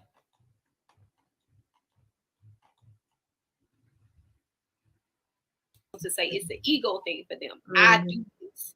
And for me, I've always said that when it comes to relationships, there should be two people coexisting with the same end goal. We may not always agree, but we have the same end goal, because there will be some things that are.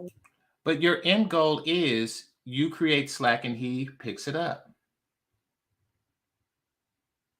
Woman does better, there will be some things that a man does better. At one point in time, women were actually the people who managed money better. It's not a thing today compared to men, but at one point in time, we managed money better. So you may have a woman who is better at making the financial decisions and modifying the budget, and you may have a man who's just simply better.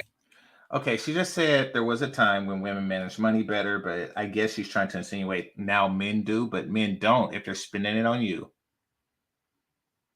If modern men are spending money on you, then they're not managing money better.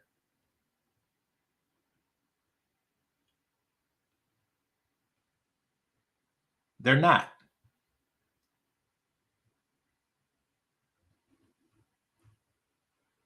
At hustling, or vice versa. Putting two brains together has always been more productive than one. So whatever that looks like to you in your relationship, you can do it however you want today. You can have a woman she doesn't make any decisions, she's just kept. Or you can have a woman that she allows her husband to go to work, and go home and be the house husband, and she goes to work. But if it works for them and it benefits them in a healthy family structure, I support it 100%. I agree with that part. The discrepancy in that is, men are still supposed to be traditional. If I was with a woman and she made more than me, I'm still gonna try to, pay most of the bills, right? Mm-hmm. And I think sometimes women that are more successful than their man, they don't have that same traditional value. They're like, well, I make more money. You need to be cooking and cleaning and paying bills. Like, they feel like they have so much wrapped up in their business or careers that they lose their traditional values in a relationship. Ooh, I want to add to that because I did also want to piggyback off of what she said. I forgot her name. So the way I grew up, everyone in my family was married. So I was taught you get married.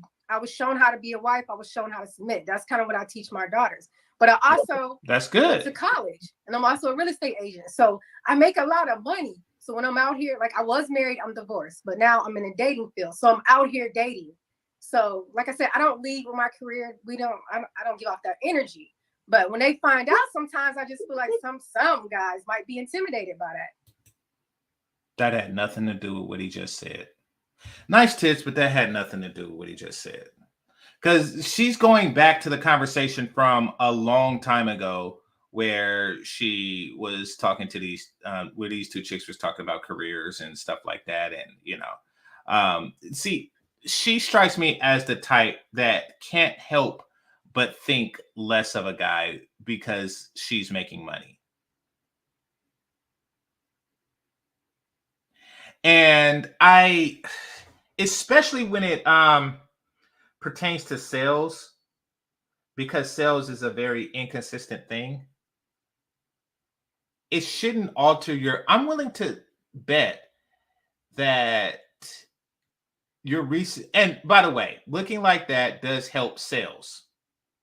I'm willing to bet that that's what really interfered with your marriage. I'm going to be honest with you.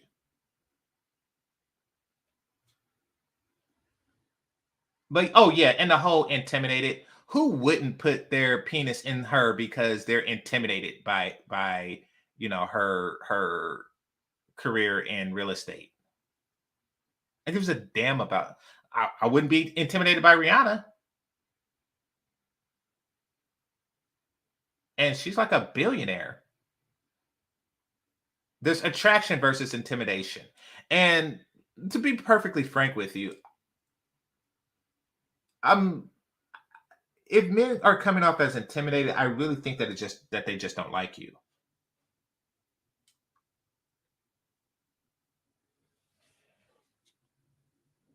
Because okay, a black woman with money. Oh, I just see how she's going to act. And I'm not saying that's like something that they're thinking, but it's like, subconscious level, because that's what's been taught. When a black woman gets money or power, she acts a certain way. Exactly. I don't think they're fearful of. Well, you are acting that way.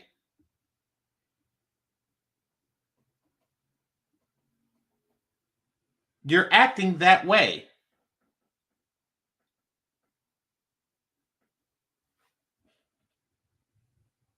And I don't think it's subconscious for the men.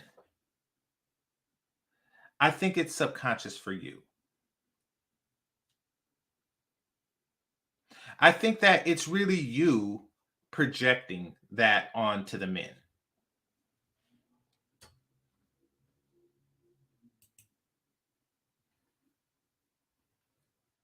Of the amount of money you're making, I think they're fearful of how they're going to be treated in this relationship. The issues that it's going to lead to. Because most, I'm not going to. Some Black women tend to get big-headed with their career success rather than compromising with a man. They feel like they're they don't have to above the relationship. Yeah. Right. So I actually did a show with Mr. Obsidian. Shout out to him a few weeks back, and we got on this topic, and he gave me some numbers. And now you have to go back and check the source, but basically he said, based upon whatever sources he checked, they said it was women who make like at least 30% or more than men. Once that happens, then the rates of domestic violence within the relationship, infidelity, I think there was like just breakdown in communication, like there's all these things that start to happen that negatively impact the relationship. Sidney is a goddamn idiot.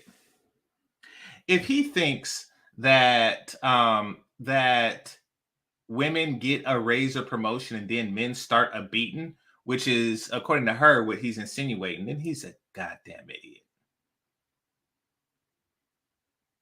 All right. So Silent Lamont says men are literally responding to how they actually behave. Exactly. Like, here's the thing. They have a category that they put all forms of disinterest in.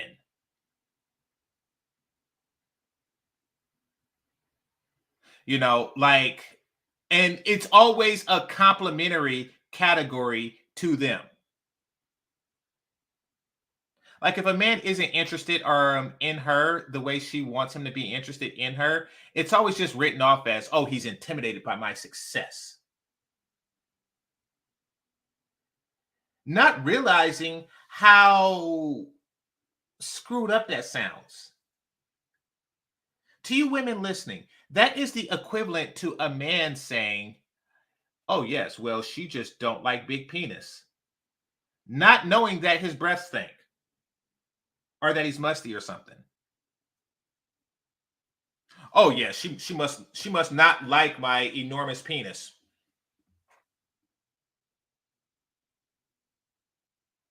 Like that's what you sound like. When you just write off all forms of disinterest as intimidation. Intimidation, from a positive attribute to yourself?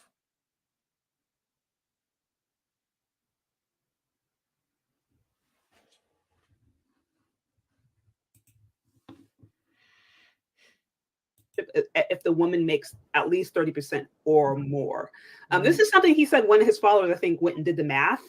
I can't say I totally understand it. If you want to look at the methodology, to check with him. But I thought that was a bit intriguing, because even if you think back to the situation with Garbo Union, right, where she had mentioned how she felt justified in cheating. I thought about that immediately. Yeah. Like, men don't think like that. If they're making more than a woman, they're like, and she's being semi-submissive, they're like, okay, buy a dress. Like, they're paying the bills. Like, they're not thinking, oh, I make more, I'm gonna go cheat. Like, that's not the ideology. So there's definitely a difference in the way that I think men and women perceive. Yeah, and they even say the divorce rates among educated women are significantly higher. Like, you know what I mean? So, significantly higher. GameChanger said, Paris said that men should pick up a woman's slack. I thought women should be a man's helpmate, not men following women picking up the slack. When I said that, I wasn't meaning like literally he comes along and he just starts. Okay. Now I have to spend the whole $5 so I can say everything that's on my mind in that one. I have to spend the whole $5. But now let's watch the back pedal. Starts correcting, validating all the bad behaviors. Okay, so some things we take and we harp on them, and they're not meant to be internalized a certain type of way, and that definitely wasn't what I meant. And I think if anybody was listening to the conversation, they knew that. I was listening to the conversation, and no, that is what you meant. That is exactly what you meant. Let's listen to the back pedal again. The back pedal again. He just starts correcting, validating all the bad behaviors. Okay, so some things we take and we harp on them, and they're not meant to be internalized a certain type of way, and that definitely wasn't what I meant. And I think if anybody was listening to the conversation, what did you mean?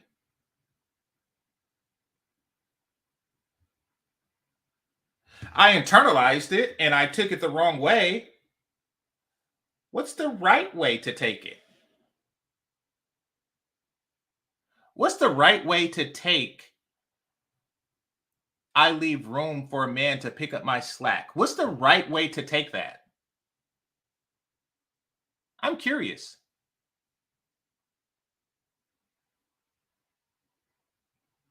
Oh, you're that's your male brain. That's your male brain that took it this way. Like, okay, well, woman-splain it to me. Yeah, I'm not going to do that. I'm just going to say, you took it the wrong way. I'm a pick me. They knew that. Anthony got a question for y'all. He said, ladies, what is a good man worth to you? My womb. What that mean? My womb. Shout out to whoever. Oh yeah, definitely. That was the answer. That's and that's what it is. Answer, like, I mean, my womb, my youth. I mean, like, the things a good man can bring to a woman is. She said it perfectly. Her womb, her youth. She want to say her beauty too, but that's largely tied to her youth. Now, the problem is, and this is what Shay Sade was talking about the women of other cultures, ethnicities, whatever you want to call it, looking for men at their young age. They understand that that the man is worth their youth and beauty. So they're not going to wait until they're 45 to start looking.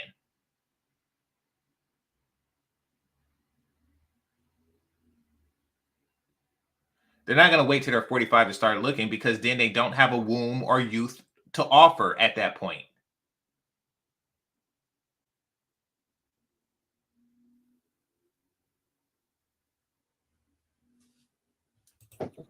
Insurmountable. I mean, like, if you really stop bobbing your head. If what she says is true, then it is very dangerous. That thinking is very dangerous. is dangerous to women who don't have womb and youth to offer a man. It is.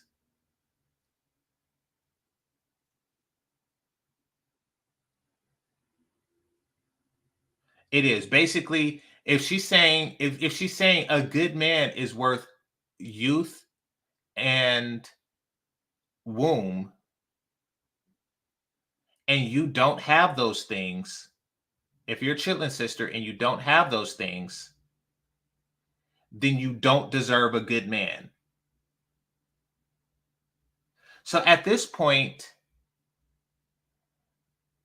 women of a certain age and of a certain waistline and of a certain second chin, what they are hoping is that they're hoping that the good men of the world don't know that they're worth her womb. They want to keep that a secret.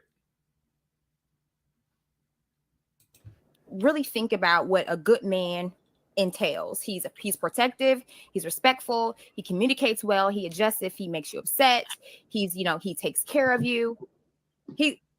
My husband is worth my womb. We have a child. So that's just, I mean, what is your womb worth? So that's I would say my submission. That's what a good man is worth, my submission. That's all. Y'all hear this? Y'all hear this? Now, she lost me with a lot of the stuff that she said, but titties and submission. I don't weaponize submission, but I will say a good man is worth catering to. I will say a good man is worth bragging about, putting on a pedestal. There is something about, for me, a dominant black man, a dominant, outspoken, intimidating black man that I love, because you can't take that and buy it anywhere. Especially when you got one who gonna step behind his girl, step behind his woman. Y'all hear this chick? Y'all hear this chick?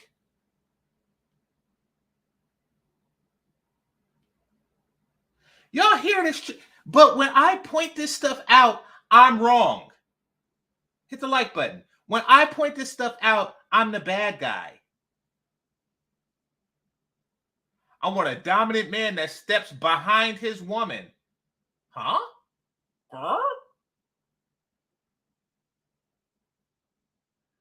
I want a dominant man that steps behind his woman. Oh no! You're just reading it wrong. Everybody else understood what I was saying. You're just listening to me wrong. You're not listening to me the right way. No, I think I'm listening to you the right way. Like, other people may not be picking up on it, but I am listening to you the right way. There's nothing like a strong alpha man that's a beta man to me.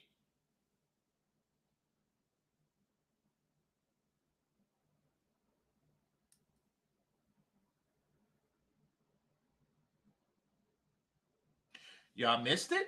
Let's hear it again. I'm going to go back a whole minute.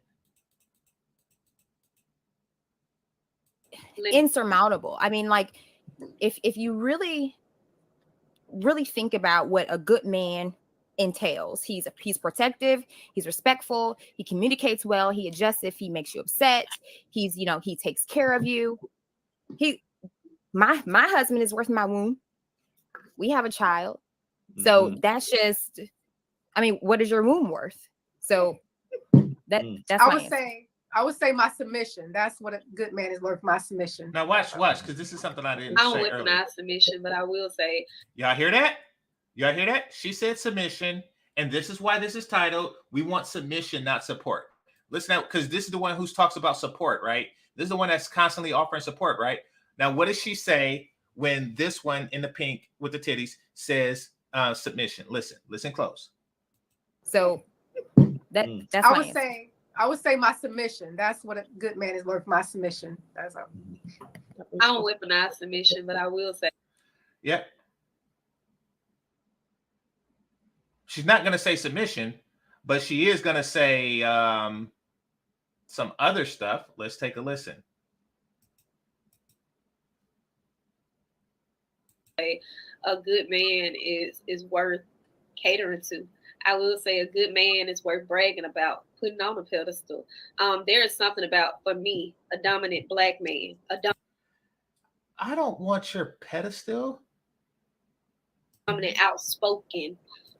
Basically, what she's saying is she's going to stroke your ego.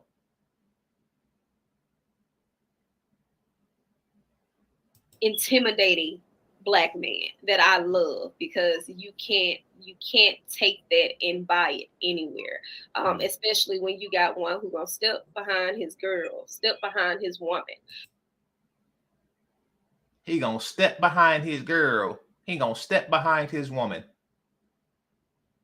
That comfort level, like, I love seeing my man walk into a room. I love it because I already know whatever I was thinking don't even matter. He can think for me. Mm-hmm. Yeah, I feel it. All right, so let me get to this. We got one more. We got one more. Toxic Ego Bliss said, stroking. I'm just now catching a lot of screen. I put my lady on. I put my lady onto this. Also, Bella, I gotta have. I gotta have that one.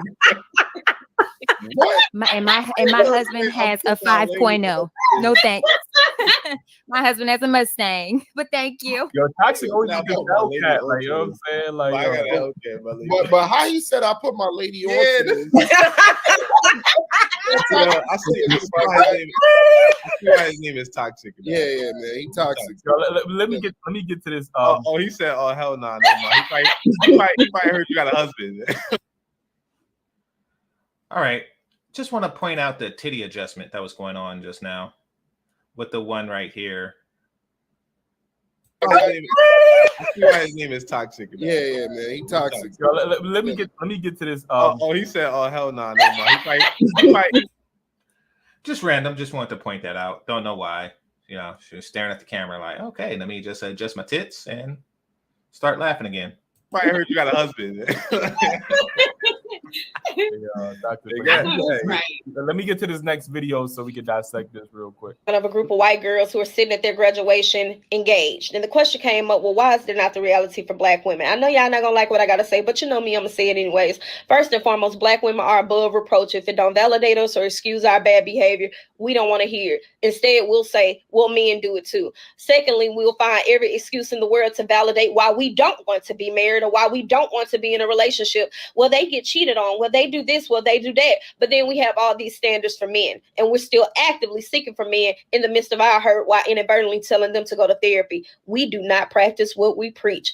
Thirdly, the independent woman is a myth. Actually cared about being independent and it was something that made you happy, you would not have all these standards to negate your independence. Nobody wants to relinquish power. We'll find every excuse in the world to not be submissive and wonder why white women can get away with their bad behavior. We take everything back. When the other women brought up submissive, you balked, so to speak. But I'll play the end of this clip because we're past the point of my tolerance for this. And here. All right. From white women, except for the fact using marriage to our own benefit, but you'll run to the child support office though. Get equality against men, and the only time we actually want to be equal to men is when it comes to degenerate behavior, hypersexuality, abusing or abandoning children. Even when it comes to the gold digger conversation, what you don't see those other women do, even when they are just screwing men for money, is bashing men and inadvertently making men feel like they're not important. Also, too, telling them that they don't need men. Psychologically, we have been taught to disassociate ourselves. And even in that Malcolm X quote, where he says the black woman is the most disrespected, he also says to be near your man. Because who taught you to hate the very race that you're supposed to be with? Yo, Paris, I ain't gonna hold you. You had social media in a frenzy with that one. Like, you know what I mean? Was Paris? Oh shit! I ask you, like, what kind of backlash did you get? He said that was Paris. I didn't even know. Okay, so enough of that. And Melody, what's on your mind, love?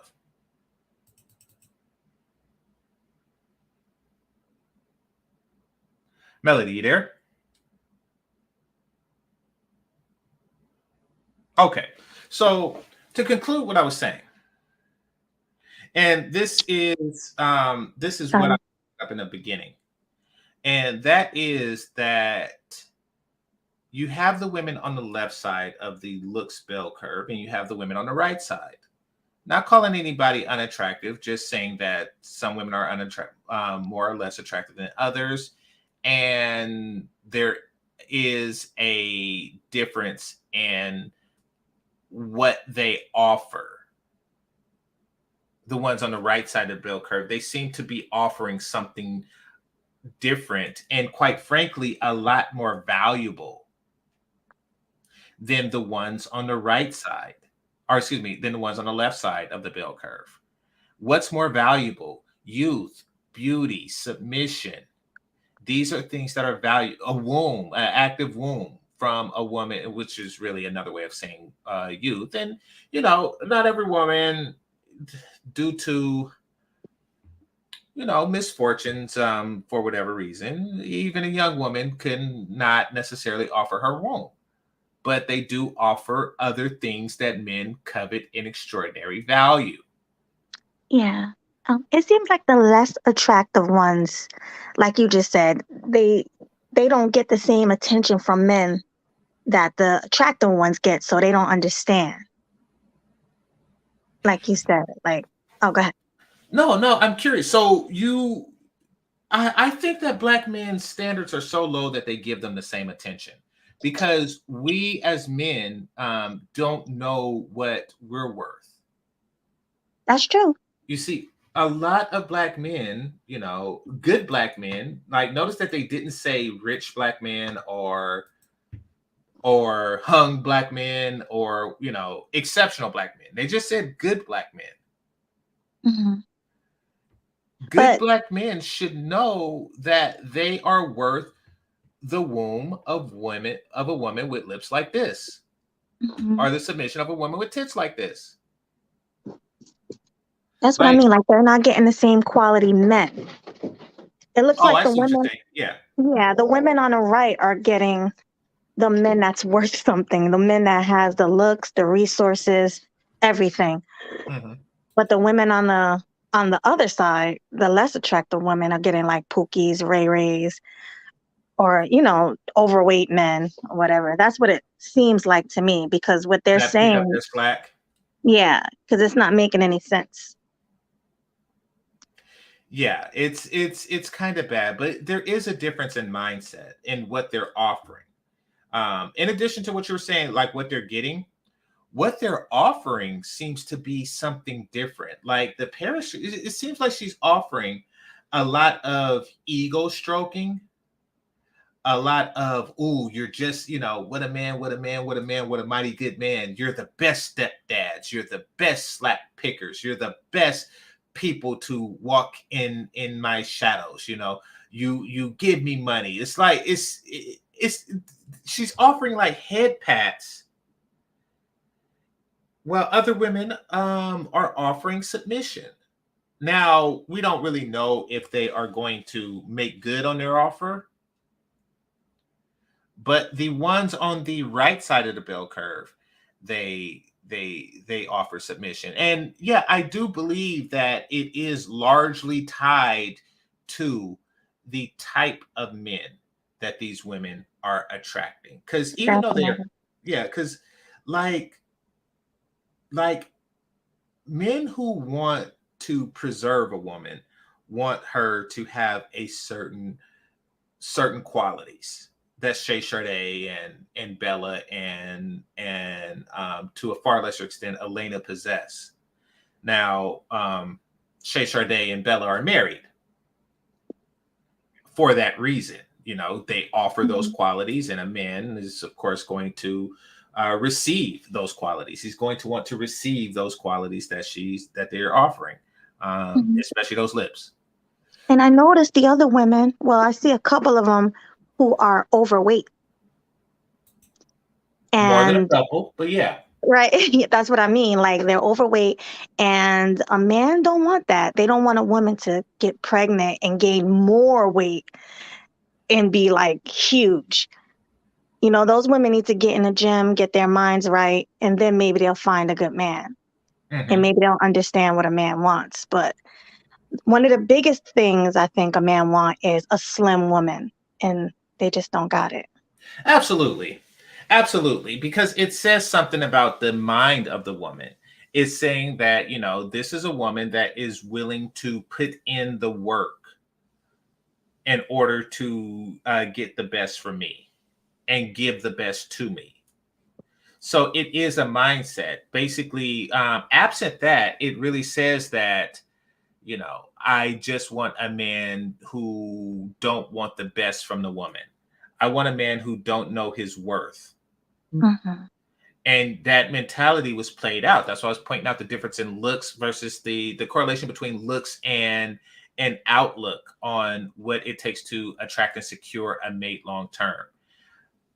Right.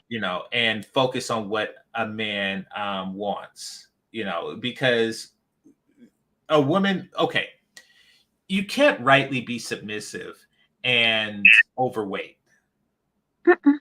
That's almost a contradiction in terms, because that a man wants you at a certain weight. That this is what he prefers, this is what he's attracted to. So you haven't submitted to that particular desire.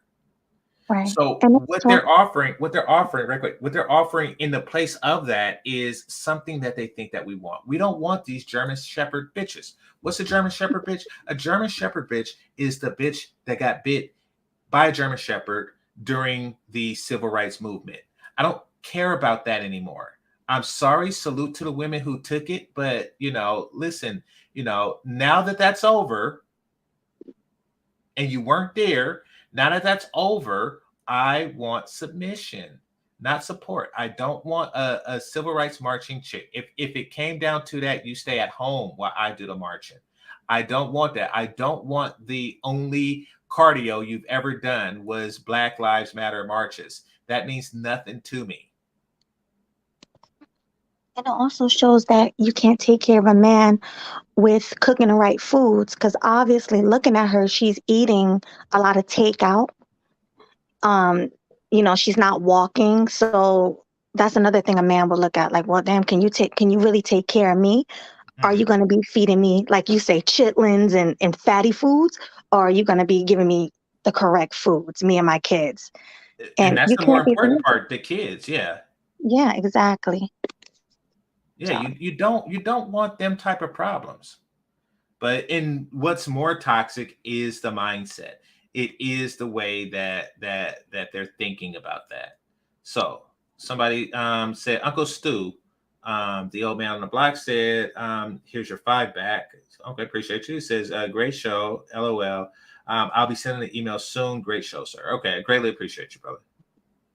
All right. So yeah, it's really, I look forward to seeing the change in mentality, but we as men, we have to affect the change. Mm-hmm. What women who are on the left side, and I don't want to go deep into their looks or anything like that. I don't want to sit here and just make fun. But what I do want to do is I want to say that there's a completely different mating strategy going on. Let's face it. A lot of guys do what they normally wouldn't do, literally speaking, I'm talking, during a drought. Mm-hmm. That's what they do. And that's why, there's always going to be somebody, a man out there on all socioeconomic levels and all levels of looks who are going through sexual droughts. And that is their opportunity.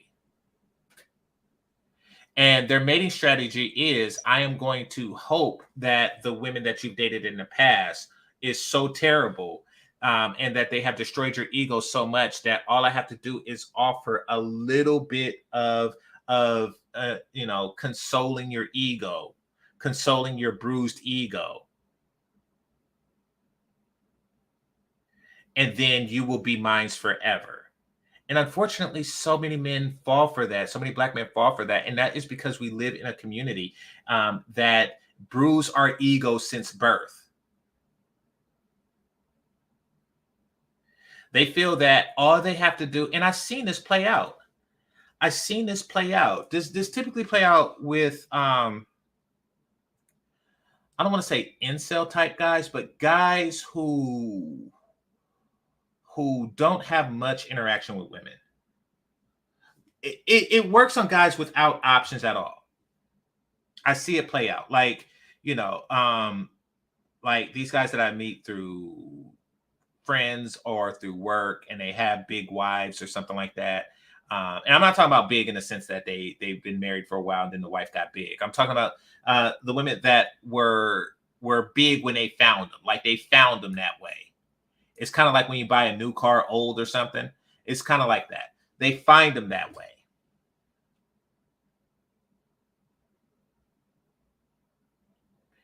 And then you say something like, how did you meet? I'm not going to tell you the stories of what I heard, but it's like a basic meeting. However, they champion it like it's just kismet. Like, oh yes, we met and she laughed at my joke and I was like, I gotta marry this girl. It's like, really? It seems like you just married the first chick that laughed at one of your jokes.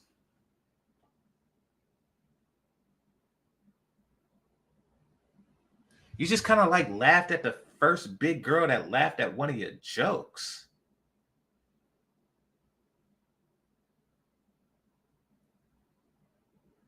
Don't be that dude. And listen, fellas, trust me, I'm not speaking from an elitist position. I'm recently single. So and I've been prior to that, I've been in a series of long-term relationships. But so I kind of sensed it, but I didn't really internalize how bad the dating market is until recently. And now I'm starting to see it, but nevertheless, that doesn't mean that you should fall for the okie doke.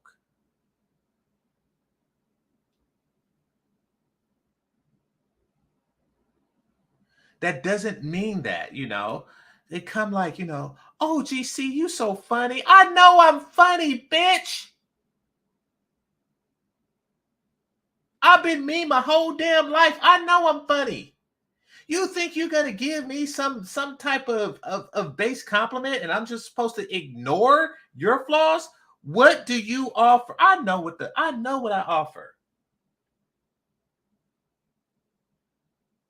What do you offer? And if you're overweight, you offer nothing. Nothing. But you see, we've been told that we're worthless. We've been told that we're worthless. And then some chick come like, oh yeah, those other girls, they don't understand your value. Your value is to pick up my slack and be my stepdad and walk behind me.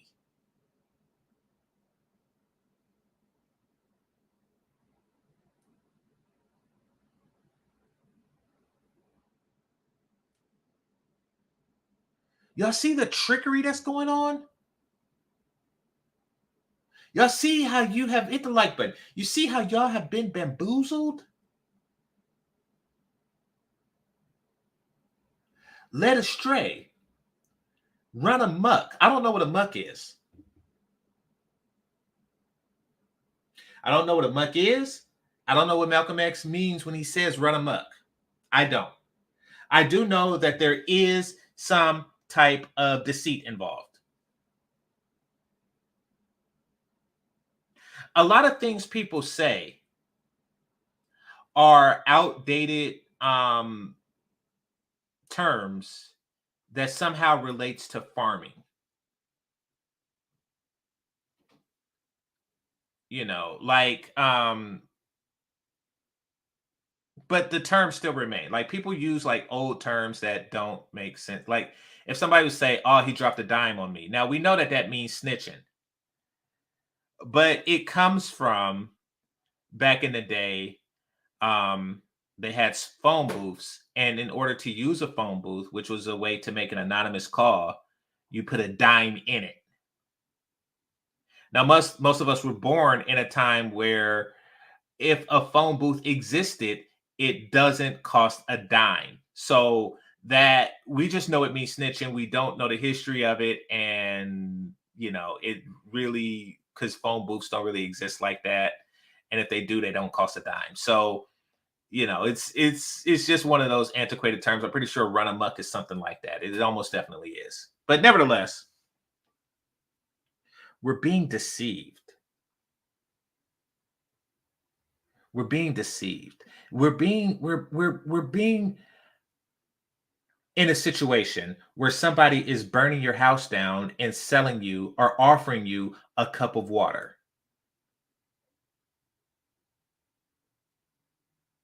And then you are to be in this situation and you are to say, you know, oh, this person is so refreshing because she offered me a cup of water.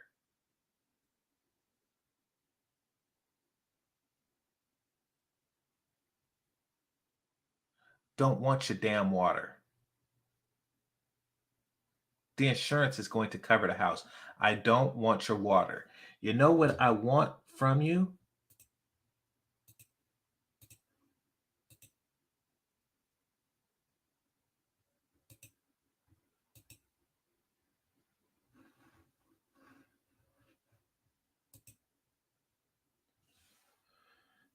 I want those lips. I want that womb. Now, I'm not talking about her individually, even though I am complimenting her lips, but no, I do respect that she's married. But what I'm saying is, I want the thing that so many of you cannot offer me. So you can keep your Marches and your Aprils and your Mays. I don't give a crap about that. I don't give a crap about you trying to appease the ego because of something Cynthia G said. I know I'm the shit already. All right? Keep all that crap. Keep that crap.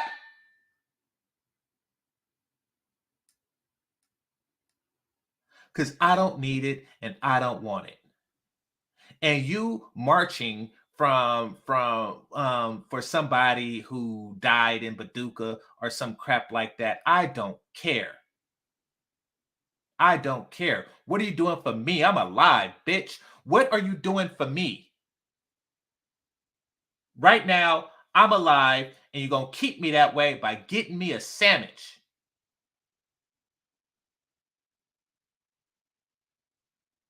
Useless bastards. Don't stop thinking I'm stupid.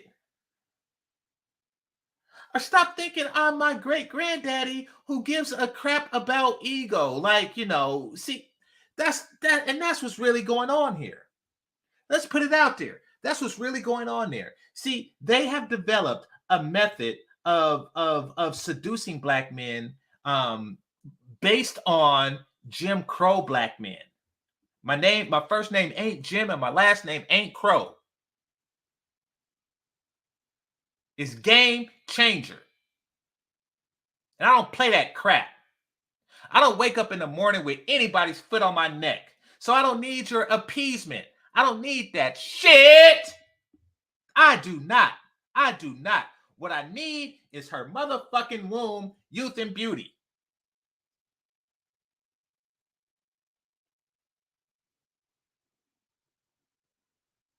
But you think I'm stupid. You think I'm old and stupid. And that I will fall for the okie doke. And I'm supposed to ignore all the other crap? Nope. Nope. I'm supposed to follow behind you and pick up your slack because the white man took his foot off my neck and a black woman put her heels on it. Basically, what you're doing is you're doing the same thing that the women did in the 80s, and that is to appease the ego of men whose ego was bruised through systemic racism. And now you realize that a lot of men's ego is bruised by systemic sexism. And you're stroking those bruised egos. Nope, it's not going to fly. It's not going to fly. I got a big dick and I ain't got to put up with that shit. Uncle Stu, what's on your mind? What's going on, sir? First of all, let me just thank you for, allowing me up on your platform. And I'm going to give you the proper definition of run amok. Okay. The run amok basically means to be totally out of order. So that's what, when he says you have run amok, it really just means you have now become out of order. We're just doing things at random. We're basically running into an anarchy situation. We're just doing whatever we need to do. So that's what Malcolm X meant by run amok. You're 100% correct about drop the dime. Me being older, I remember payphones and used to pay 10 cents for the payphone. So yes, dropping a dime was a reference to, the payphone era. So you was 100% correct on that one. The other thing that if I could really get it out and really push it, I want men to know their value. I want you to understand that you have value, you have worth. And when you know your value and you know your worth, and I'm going to add this caveat, when you have worked on yourself on the inside, and it will reflect on the outside, the work you have put in to get to where you are from the in to the outside, you're not supposed to allow anybody to destroy that work. That's like you building a house hand by hand, brick by brick, and you're going to allow somebody to come in and just destroy it, all because maybe your window frame was a little crooked, all because maybe the door hinge wasn't just measured right. But the fact of the matter was 95% of your house is keeping the water out, keeping the weather out, keeping warmth out. That's the exact same thing that I want men to have in their mind. Build yourself up and know that you have value. That's the key. You said something earlier when you talked about, the bruised ego, men having their egos messed up in the 80s and the early 90s. And now you have things that are different. This is what frustrates me, because I need men to understand, and I'm 55. I need you brothers to know you have access to things that we as men did not have access to. You have international access. You have national access. This means I can talk to somebody in California, Texas, Hawaii, North Africa, West Africa, in order to get what? Knowledge, wisdom, understanding, and the biggest thing is resources. So you're at a position where you can develop yourself, and you can develop yourself mentally, economically, and sociologically, politically. Mm-hmm. You're at that level. There's too much knowledge out here for you not to get. And so you're 100% right, Game Changer. When you say, why are you lowering your standards? You're allowing a woman to what? What they say is like two snakes. One snake bit you and put poison in you, but you went to another snake to bite you to build your ego. If you allow something outside of you to build your ego instead of you learning how to build it yourself, they can destroy you. They can create you. They can sit around and make statements like, if it wasn't for me. Do you know how many women will say, well, if it wasn't for me, you wouldn't be this. If it wasn't for me, you wouldn't be that. Do you want to be that man that's going to end up falling for those words, for those terminologies? When you could be building yourself right now and allowing other men to truly impart knowledge, wisdom, and understanding in you, and build yourself up where no one can take away what you have built up. Trust me, I'm not one of these old dudes that say, do it my way. No, I'm the one that says, my brother, there were certain things that I've been through, gone through. I've been through divorce. I've been through, raising my child on my own. I've been through a whole lot of the foolishness, been through the dating game. Yes, I'm remarried. But by the time I remarried, I had built myself up where I know if, God forbid, my wife decides to leave, I'm not going to be destroyed. Mm-hmm. That's my zeal, my fight for the brotherhood. On the woman's side, if you don't have a daddy, get with a real man that understands the mind of a man. Too many sisters I see, you've been so broken and destroyed by fighting all these fights that has nothing to do with you. Nothing. Absolutely nothing. Well, they think we're attracted to the fighting. They think that we're attracted to, you know, them championing some cause that, you're right, has nothing to do with right. Because I'm gonna tell you, I'm about to do, you know, right now, I'm doing a huge research. And I know for a fact this is gonna mess a lot of people up. A lot of women, if I sat there, you know, and said, do you really understand what Black feminism is? And do you understand what third wave feminism is? Two totally different things, two totally different fights, two totally different arguments. They don't even understand that. Do you understand that this new wave feminism ain't got nothing to do with the rise of Black women? Do you realize that the foremothers, if you want to use that terminology, the foremothers of Black feminism never attacked Black men? Never disrespected Black men. They know they knew they needed Black men. Back then, Black men didn't have a problem supporting them. You know, now this thing has turned into, well, the very people that you're fighting for wants the very man that you want. Make it make sense. Well, there are men that has had surgery that says they're women, and these men want the same heterosexual men you want, and this is what you're fighting for. I'm confused. Well, I mean, here's how it is. Like, it's the Tupac thing. It's the Tupac methodology of seduction, is the way I look at it. So Tupac says something like, you know, when you come around the block, brothers clown a lot. You know, don't cry, don't worry, keep your forgive, but don't forget, girl, keep your head up. So basically, he's talking about the men who likely treated you like crap. And then you offer to console the woman afterwards.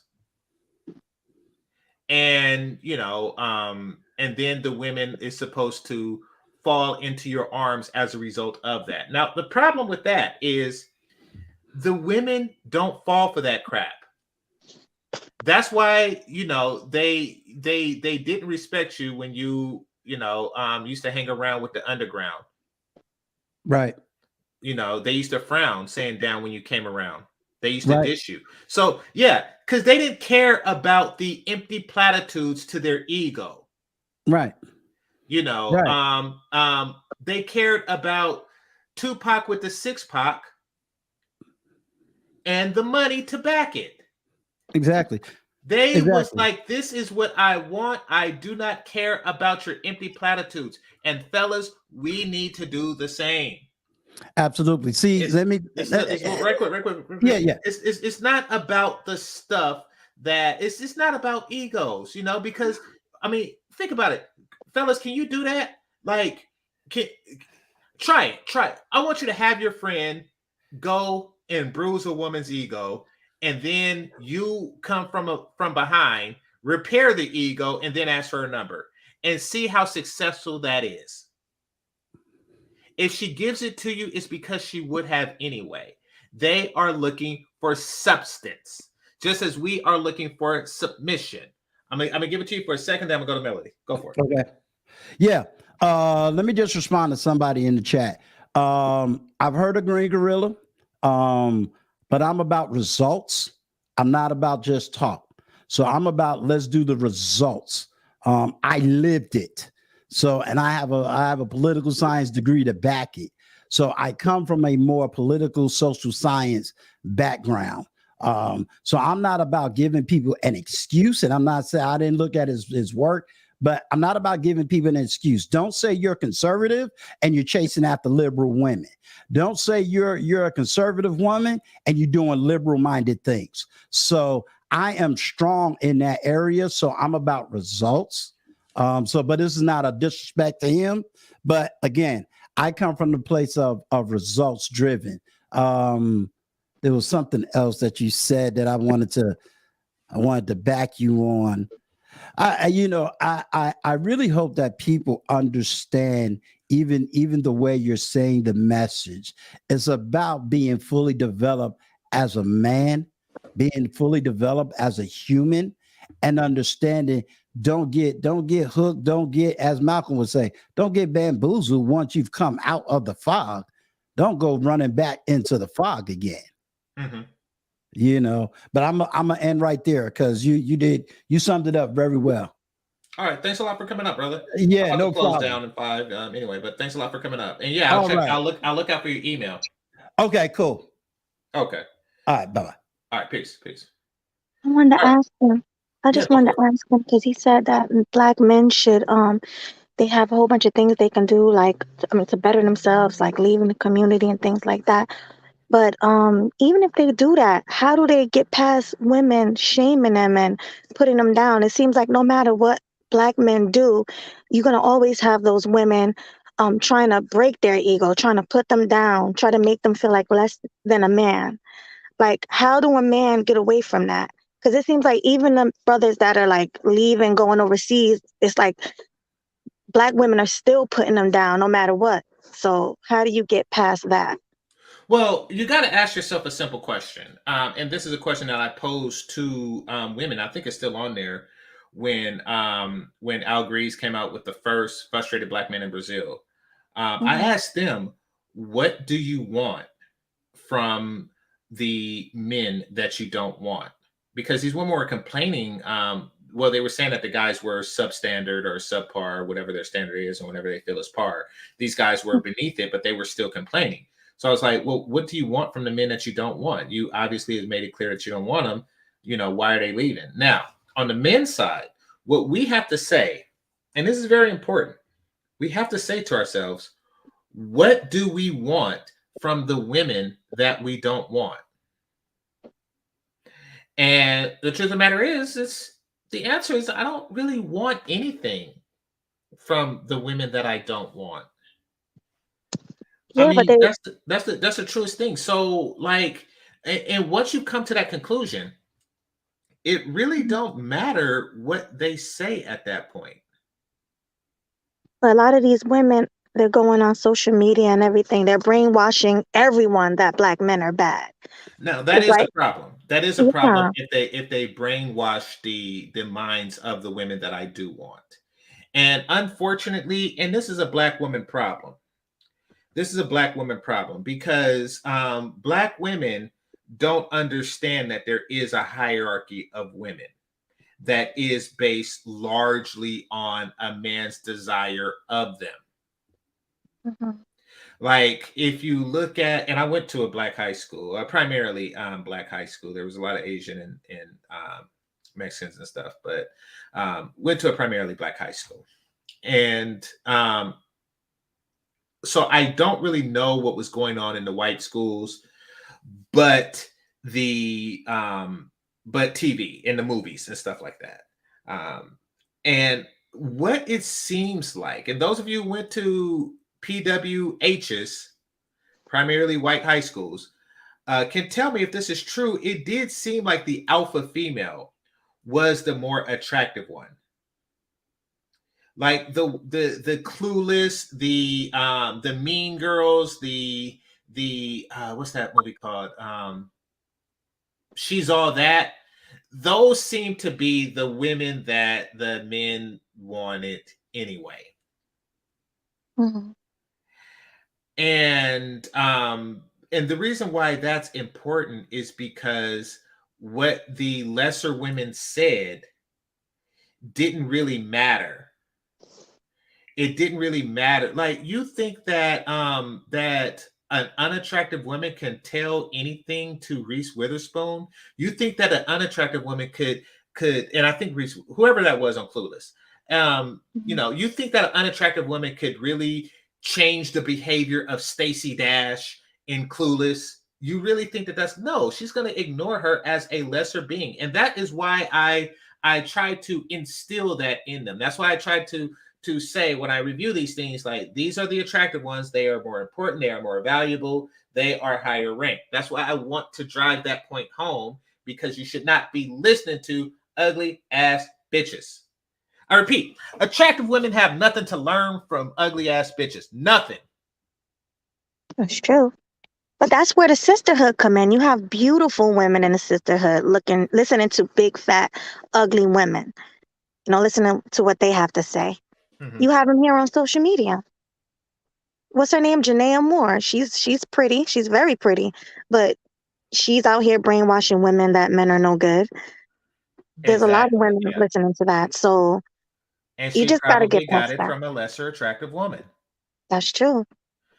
So yeah, that is a problem. But and yeah, we as black men, we do lose out on some attractive black women because they listen to these ugly, savage bitches.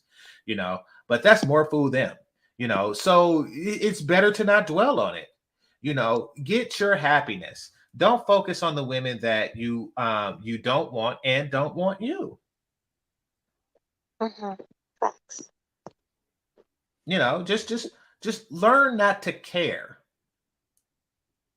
I don't care. Janaea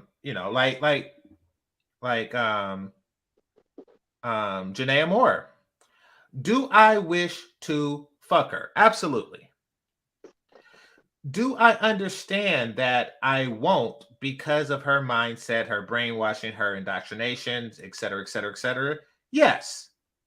And then I move on from there. I don't dwell on the fact that, like this is this, and and especially if I was a passport bro or if I was an expat and I moved elsewhere. I am focused on where I am at now. Let me show y'all something. I've seen this yesterday in my feed and I clicked on it. And let me just find it in my history. All right. But no. What's your thoughts on that while I look this up? On what I just said. Oh, about not caring about what women think? Yeah. Well, no. Not caring about what the women that you don't want thinks. Right. But that's You the care about problem. what the women that you do want think, but you don't care about the women that you don't want think. Like, what do you want from the women you don't want? I want And them to shut up, it's not much you can do about the women who don't want you. That's unfortunate, but that's something that men are used to. I mean, Yeah. if men got the women that they want, then Rihanna would be really, really, really, really, really busy. True. They just need to shut up. Like, that's what I mean. They're just out here trying to make black men less than, and then the women that you guys do want, the women that are probably overseas or the good women here, they're listening. And the more these women speak, it's just going to plant in these good women's head, hey, maybe I shouldn't mess with these black men. And that's the problem that I have. Is that the Cynthia G's of the world, the Nyla says, the women that are on social media just putting men down is getting to everyone. And that's the only problem. Yeah. It's more their problem than ours.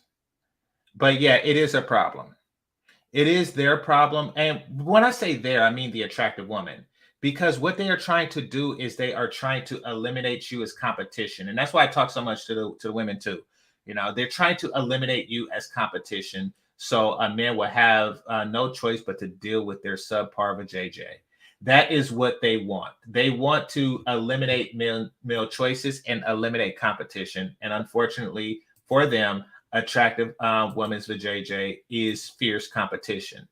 But I mean, from what I gathered in the panel, it's not working. It's not as effective as they would like for it to be. The ones with the lips and the tits and all that stuff, they either have a ring or had a ring, and because they understand that there is no benefit of listening to the ill-guided teachings of lesser women. They understand that, and that's a benefit. That is a fortunate side effect of this generation. All right, let me see. We just need more of them. We need more Shardays and Danica Marie's and Chantel's brainwashing women, letting them know that there are good black men out there. That's what we really need. We need more of them to come online and talk to these girls, the younger girls. Absolutely. Now here, let me share something with you all.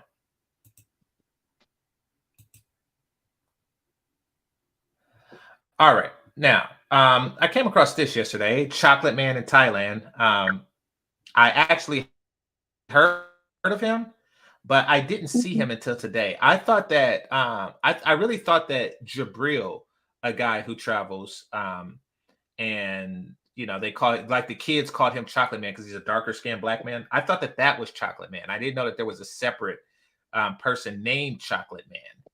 So, but yeah, this is chocolate. So this is the chick. Now look at her titties, right? Here, let me see if I get a good picture of them. You love titties. Well, like every man. I wouldn't say more or less than other men. But I will say that I do appreciate it more on Asian women because it's rare. Just like long hair is rare on black women, so you appreciate it more. How many times do you hear people say um, to white women, "I love it natural"? You don't really say that because it's not really something worth saying because it's commonplace. So you do appreciate, as a man, I'm telling you this, Melly. As a man, we appreciate the stuff that's not supposed to be there when it's there. So yeah, it's her titties are not supposed to be there. I noticed because I've been to Asia. Those titties are not supposed to be there, but they're there.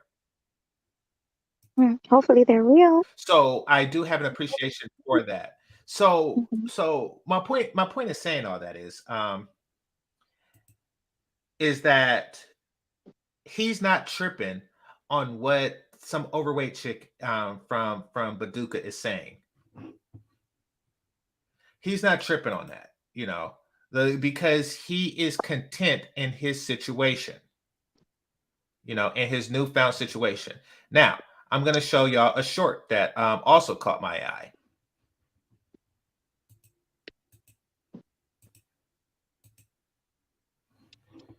All right, so this right here. Oh, she's bad.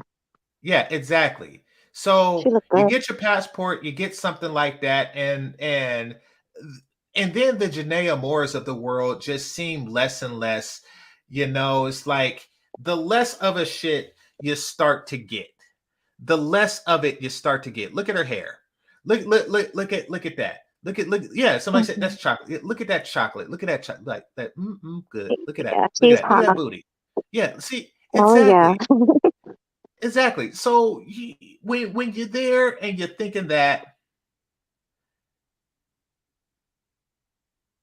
you're not thinking about what's going on in the States. I'm assuming that she's African.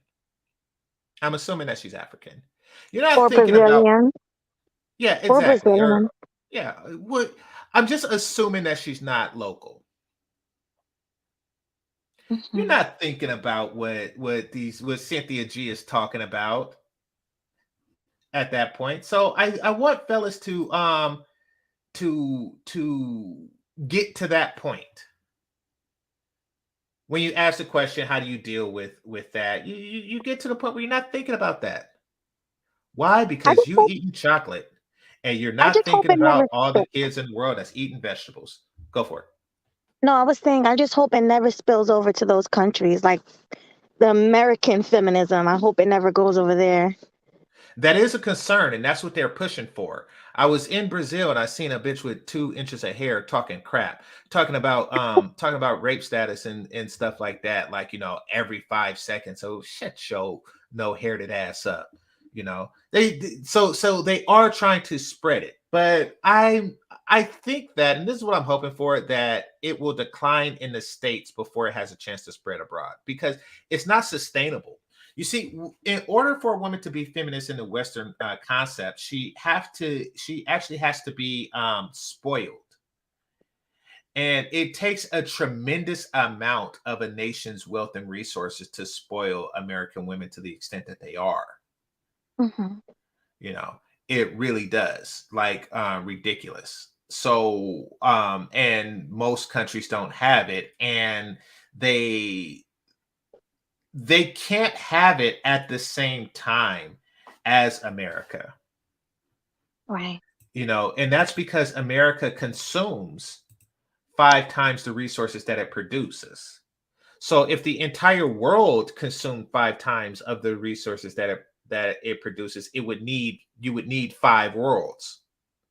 6 total. You would need 5 additional worlds. So it's not sustainable here, but what it can do is it can cause like a cultural flash in the pan. Fortunately for us, is that something like that takes generations to take effect, and her titties bounce right now. So that's a future problem that you want to avoid at all costs, but it is a future problem. It's your son's problem. It's not your problem. GC, do you think if women in America looked like that, do you think feminism would be as big? If most of the women in America looked like Yeah. that? No, feminism and things like that is really mating techniques for lesser attractive women. So no, it wouldn't be prevalent in a women. See, here's the thing, Melody. Women who look like that, here, I'll show her again. She's eye candy for real. Women who look like this, they don't want a gynocracy. Women that look like this, when they get pulled over, they are hoping for a male police officer. I'm going to repeat.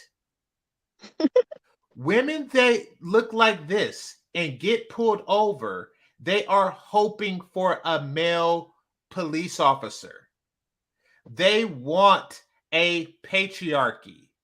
Why? Because they understands that patriarchies make the world a better place for women like this. Patriarchy is the friend of women like this. The police officer that pulls her over is her friend automatically.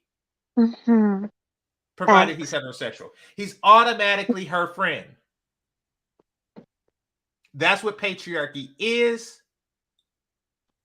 Because they understand that when you live in a society of powerful men, powerful men, use their power to the benefit of women like this.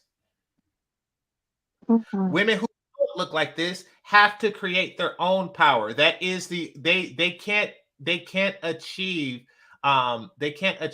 things through men. They can't achieve personal comforts and things like that through men. So they have to achieve it themselves, like Oprah.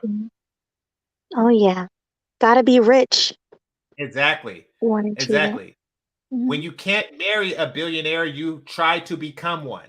So yes, feminism is a ugly woman's go-to method. It is an ugly woman's life strategy. It's also a the LGBT, the first letter, it's also their strategy, because a patriarchy is hostile towards a woman who is the L part of the L gibbets. It is that. It is, I can't imagine, and this isn't anything against it. I understand you're born and that's the way you are. I can't imagine being that way, knowing that your wealth and prosperity is tied to a group of people that you are not really built to be with. I get that. It is extremely hostile. That is an extremely uncomfortable. It's almost like prison for a weakling. It's like, your wealth and security is tied to you forcing yourself to be with somebody that you are not built to be attracted to. Like, your protection, everything. That situation sucks. So I get that. So Big Kev said submission is a myth. It's about cooperation. Well, okay, submission is a part of cooperation, really. You are operating together under the leadership of one. Like, okay, when if you're talking about cooperation as in the sense of equality, that doesn't work. But prove me wrong by naming the country with 2 presidents. are naming the old kingdom with 2 kings. Like, that doesn't work. There has to be an oversight, because whenever there's a dispute, a small dispute turns big real quick. And I will name you the entity with 2 rulers at the same time. Actually, it was 3, but one of them, I think his name was Tiberius, was Lepidus. What's his name? My mistake. Lepidus. He was obvious the lesser of the 3. So the rulership came down to 2 people. And that was in the wake of Caesar's death. That was Augustus, his something like uncle. Let's just say that he was something like Caesar's nephew. Mm-hmm. And Mark Antony, who was his top general. Rome was divided into 3, but power was divided between primarily those 2. And it was only a matter of time. It is only a matter of time before somebody has to go. Equal partnerships. Listen, it's only going. That's why the divorce rate is so high. It's only a matter of time before somebody got to go. And yes, a war did happen. And spoiler alert, but it's not a spoiler because it's history. Augustus won, and that's why we have the month of August. And also we have the month of July because of July Caesar.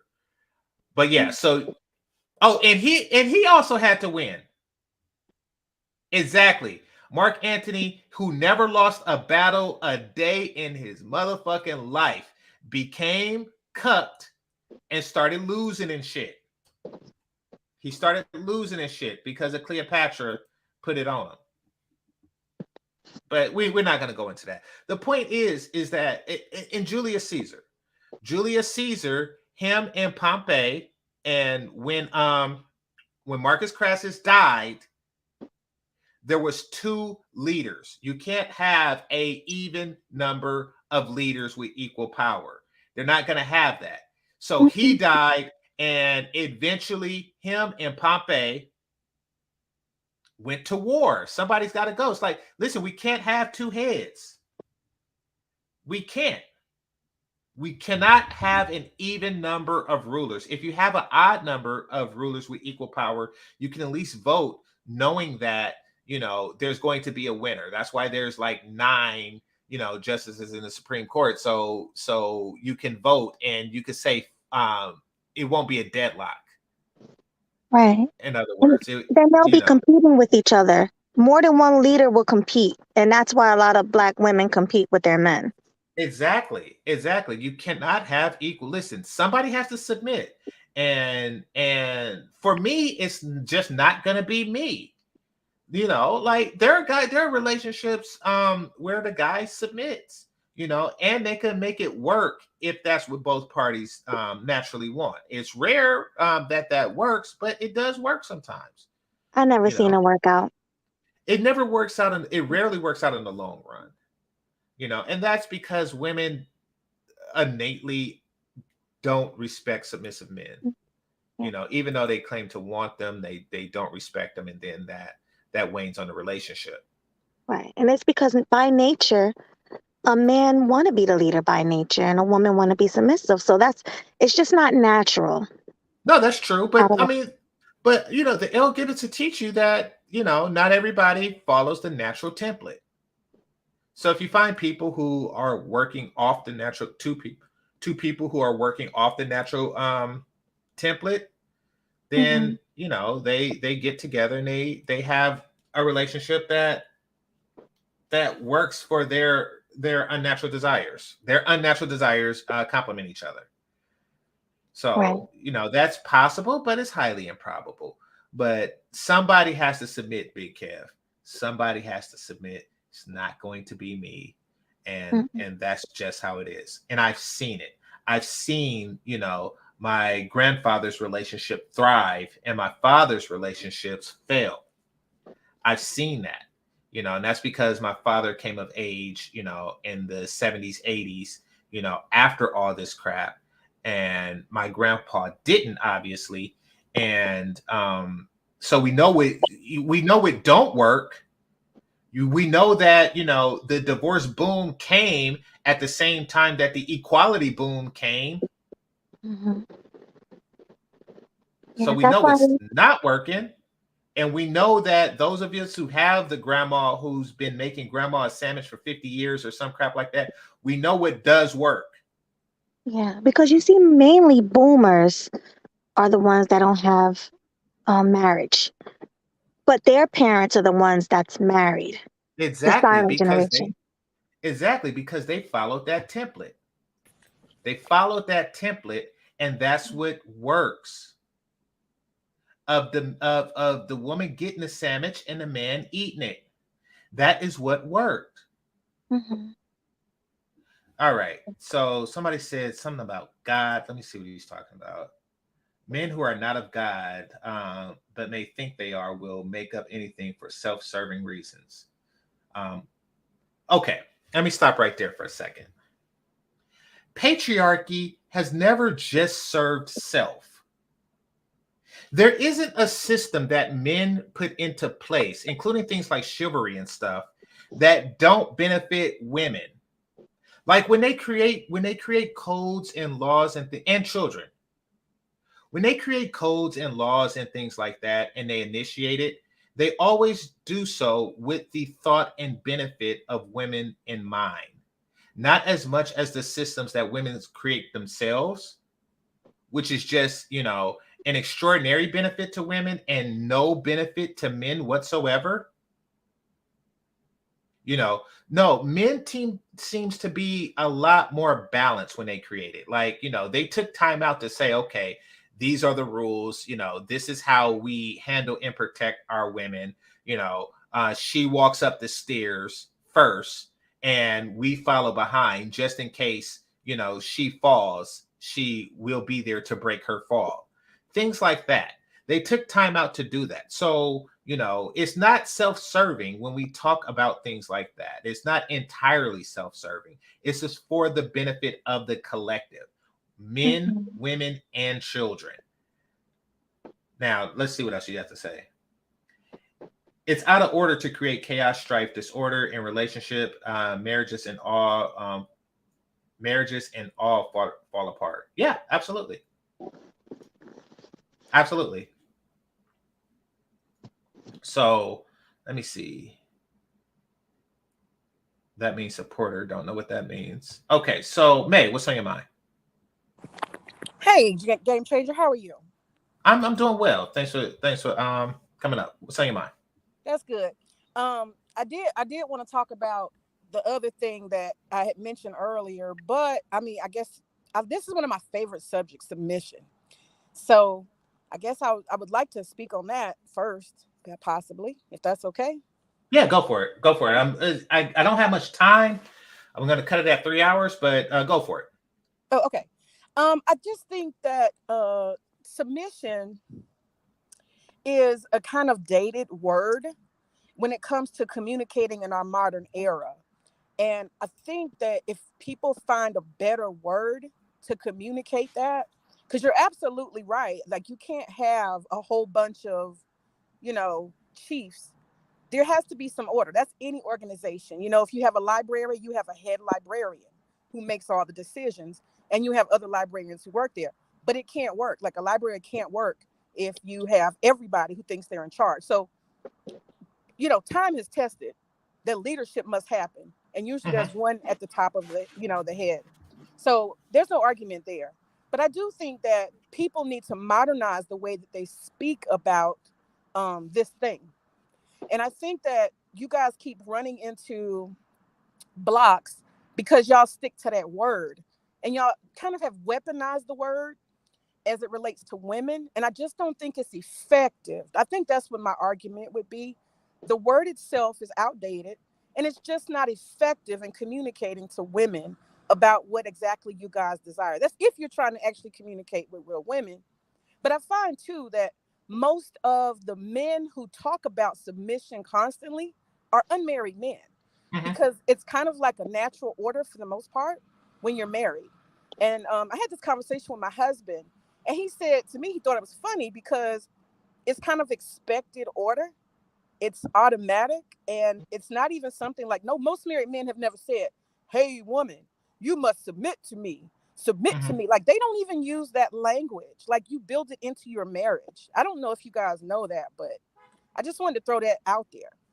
Well, the reason why guys talk like that, because it is not something that's communicated to a woman who's already submissive, granted. However, it is something that single men concern themselves with because of the lack of available women who are who meet that particular description. So you will hear something like that from single men more so than married men. However, married men and talking to other men who are with submissive women do mention that, you know, my wife is this, you know, and this is an attribute of her that I appreciate. Now, the reason why I don't see the need to change the word is because what I notice is that the women who are apprehensive about the word tend to have apprehension about being submissive. And I'm not talking about the ones who I'm courting for, you know, in my own relationships. I'm talking about the ones in general. They have trouble being that. They just don't want to say it, or they don't want to internalize it. They cringe at the word, meaning that on some level they cringe at the concept. Like they don't want. Okay, here's what it is, May. The women who are apprehensive about the word itself, they feel like it's a surrender, and that they are not completely ready to do that. That is why they cringe at the words. But I want them to feel like it is a surrender, and I want them to surrender to the concept. That's what I want for the collective of women out there, May. I want them to say, you know something, I do have to surrender. I do have to set my pride aside if I am going to be a valuable mate to a person. And yes, surrender. I love that word, GC. The words surrender and submission are beautiful words. Yeah, and I Like, want more women to why get to wouldn't that you like point. that? Right. Yeah. Why wouldn't you like it? And I want more women to get to that point. I know that I wouldn't call it antiquated because all words are old, but I would call it the concept behind it. It's not as politically correct, and it's not as in line with modern society as we would like for it to be. However, I want you to renounce that particular aspect of modern society and embrace, you know, the submission aspect of the current society, of the past society. That's what I want. I want you to not cringe at the word. I want you to embrace it as a good thing, and as Melody does. Okay, so let me ask you this, Melody. Are you by chance a wife? Why does that matter? Because that's what we were just talking about, the difference between people who are married and their understanding and practice of it versus the word itself versus I'm not a people who are wife, not married. but the relation. I'm not a wife. I'm not married, but I've been in long-term relationships, so I know what that means. I know what submission means. Oh, well, let me tell you something. You're not truly submitted until you're married, because at that point you legally have an obligation that you cannot get away from very easily. It's a big difference. A lot of baby mamas. Okay. Hold on Let one me second. just. A lot of baby Let me mamas think interrupt. that they are in a relationship, but they're not. Okay, let me interrupt. Okay, so you're saying that a woman can't be submissive unless she's in a relationship. Okay, that's No, I didn't say debate. that. I didn't say that. That's not what I said. That's exactly what she was No, implying. I was saying the ultimate submission, like true submission, is marriage. As far as a woman is okay. So how submissive is Gabrielle Union to her husband? I just explained how. I'm talking about when you're talking about the ultimate. You're saying that legal. No. I'm asking. I'm asking how submissive is Gabrielle Union to her husband? Nobody should get married if it's not a form of submission. Then well, they shouldn't. I agree, but nobody I mean, you're saying that that's the ultimate. If you're not going to submit, I'm saying that there exist marriages where the woman is not submitted to the man. Oh no, definitely, that's true. I'm not saying that when I said ultimate. And I think that that's the commonplace in modern relationships, especially if the woman is afraid to say it. You know, what they're doing is they can. No, let me clear that up. Well, right quick. I don't want to be misunderstood. They can claim submission. You know, in conversations like this, like, well, I'm obviously submitted because I'm married. That doesn't mean crap. No, I agree with you. I agree with you. I agree with Now, you, Game Changer. I agree. however, there can exist a woman who is submissive with no one to submit to at the time, especially because we live in a society where men are not told that a woman should submit. Men are told that it's an antiquated word and an antiquated concept. So it would be very difficult for some a submissive woman to find a man because who a modern man who was taught that he is not supposed to be the dominant one in the relationship. Women like this do often find themselves with that difficulty. Yeah, I think that we talked about that. I mean, I mentioned it earlier that I believe we all understand a library can't work without a head librarian. I mean, it's common sense. Like, I don't even know No, why I it needs understand to that. be discussed. Like, it just should be that you fall in line. It's a natural order. I don't understand. I think it's just single people that make a big deal out of this, because when you're married, like when you're really married, like a long-term marriage and it's for real, this is the natural order. This is what you do. It goes without question. So it seems to me that single people who don't have the experience are kind of like obsessed about it. And I just argue that the word itself is just not useful when you're talking to modern women. It's just not useful. I just think if you're trying to really communicate to women, but I do get your point. You're saying that somehow if people don't accept the word, it's because they resist the action or the Yes, that's exactly what lifestyle. I'm saying. Can I ask Okay. you a question, May? May, can a woman be naturally submissive because she's feminine? Or you don't, or you think someone has to earn your submission? Good No, question. what I think is that submission is a thing you're actually living and doing. I don't think it's something you can give yourself a title to. Like, you can't say I'm a giving person, I'm generous.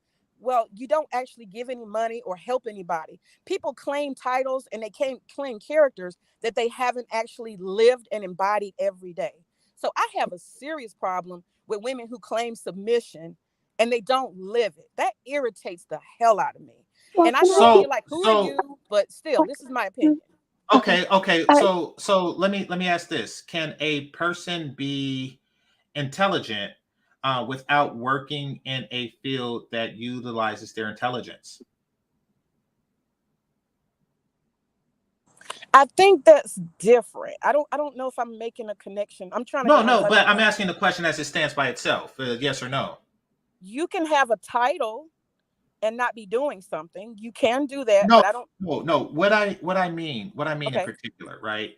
All right. Say a person just so happens to be a genius, right? And they don't have a title. Um, do they need that title to be a genius? Or they don't work in a field that geniuses tend to gravitate towards? Do they need that in order to be extraordinarily intelligent? You know what? I'm gonna be honest with you. This is my own bias. That's what I'm gonna say. This is my bias. I just I get don't. it. Yeah, I just don't like people claiming stuff that they're not living. It irritates me. You know what I'm saying? No, And I I feel like get it. But people what I'm think. what, Can I what, ask what I'm you saying, I one? think what Melody is saying is that you can be that thing without having that thing utilized. Take that Russian, the guy who played the Russian on what's that called? On Rocky 4. Dolph Lundgren, I think it is. That guy. Now, he is a genius. However, he also has an exceptionally powerful physique and look. And therefore, his career path took him in a different direction. Doesn't change the fact that he is an extraordinarily smart person. So just because that aspect of his being isn't utilized, that doesn't mean it doesn't exist. Now, the same can be said about a submissive woman who is not okay, so he has a PhD, but I'm saying he hasn't utilized it as far as I know. So the same can be said as a submissive woman who is not in a position to exercise her submission. So And the reason why I know this is because it's a quality that single men look for in single women. Therefore, it has to exist prior to getting married. Like Right. a woman doesn't, the moment the ring touches the finger, she don't automatically become submissive, or else how would he know to seek that quality in her? That's what I wanted to say, but I couldn't really speak. But like, don't you have to prove to a man that you're able to be a wife? You have to have wife qualities before a man give you a ring. That's why most women aren't married. because they think just like you. But I want to ask you this: what is your definition? Hold on 1 second. You said they think like me. What do I think? Well, you think that submission is a switch that just turns on and off. Is submission is something that a I did man not has. say that. From what I got from it, it seems like you're saying submission is something a man has to earn. No, I didn't say that. You put that word in my mouth. I never said not once do a man has to earn submission. I said from the beginning there's a natural order to marriage and to any institution. There's one leader, and that's the natural order. I haven't said anything different than that. What I So said why did is you that say you have to be married in order to be submissive? That doesn't make any sense to me. I'm saying that I feel like for women, marriage is the ultimate form of submission. That's what I'm saying, ultimate. That doesn't mean that every single female that's married is in submission. I'm not saying that, but I'm saying that, somebody said I'm somebody's girlfriend this week and I'm somebody's girlfriend that week, or two years ago I was somebody's girlfriend. She is not going to be able to say to me that she is a submissive because you haven't been tested. And that's the thing that I think long term, that's what really tests submission. Because see, one thing that women do, which is really irritating to me, is that especially a lot of these women that want to pretend and they want to get in the good graces of men, they're not tested. They just walk around talking lightly and whispering and, dressing a certain way. It's just this fakeness. No, honey, when you're tested, when you have to give up your careers for your man, that's when you're tested. That's the ultimate submission. Hold on, let me finish. Well, and not only that, hold on 1 second. No. I get what you're saying, but let me read these super chats. No, I'm just saying tested. That's all. Okay, and when she's done, when she's done, can I go? Because I wasn't finished. Let me read the super chats right quick. Okay, it says May is not married. She is here too much, worried about what other men other than her husbands are doing. Okay.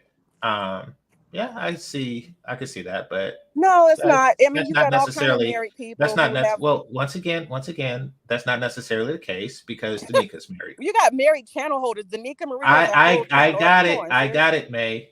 I just stated that. All right. Okay, so, gotcha. Let's see. Awoken like May want to marry guys who let them run wild. What's that? That's possible. I can't read. What did he say? I don't know what the awoken like May. I don't know what he means by this awoken. But well, the comments, these people don't know who I am. They're just talking. But go ahead. That's fine. Let's see. They don't want men with standards. Okay. Yeah, I mean, because not every man is holding to a traditional standard, the definition, the implication that a married woman is submissive really doesn't hold as much as it used to. It used to be implied that if a woman was married, that she was a submissive woman because men only married submissive women. I agree. So the implication is no longer there. Let's see. Mr. Shane Vicious says, right? No, you interrupt a lot. Hold on, let me finish reading this thing. All right. Says Black women don't need to submit. Submission is wise, which is something that the vast majority will never be. So they don't need to worry about that. Okay. All right. Interesting thing. All right. So we're gonna let May finish, and then we're gonna let Melody have a long time because I'm past the 3-hour mark, and then we're gonna go to complex design. All right. So go ahead, May, quickly, and then okay, I'll make it quick. Yeah. So all I'm saying, I don't want to be mistaken in saying that every single woman that's married is submissive. That's not what I'm saying. I'm just saying if you bounce around and when I say bounce around, because I'm talking about permanent, putting your roots down. That's what I'm saying. Is true submission, not going nowhere. You're going to deal with and be with and build with. That's what I'm saying. Okay. That's true submission. So if you say I was a girlfriend for 2 years, or you call it long-term relationship, and that worked out however long it did, and then I was over here with this one or that one or whatever. To me, that a woman who does that and who's not married, I don't buy it. Like the whole submission. Unmarried women, I don't buy it. I just don't. I'll put it like this. I'll put it like this. I'll put it like this. There is a difference between submissive and submitted. And we can leave that at that. And go to Melody. Melody. Yeah, it's just a title. Yeah, so I just want to ask her a couple of questions, if you don't mind, May. I don't mind. Go ahead. Okay, I want to ask you. So you're saying that a woman that's not married is not submissive, right? Submissive. Is that what you're saying?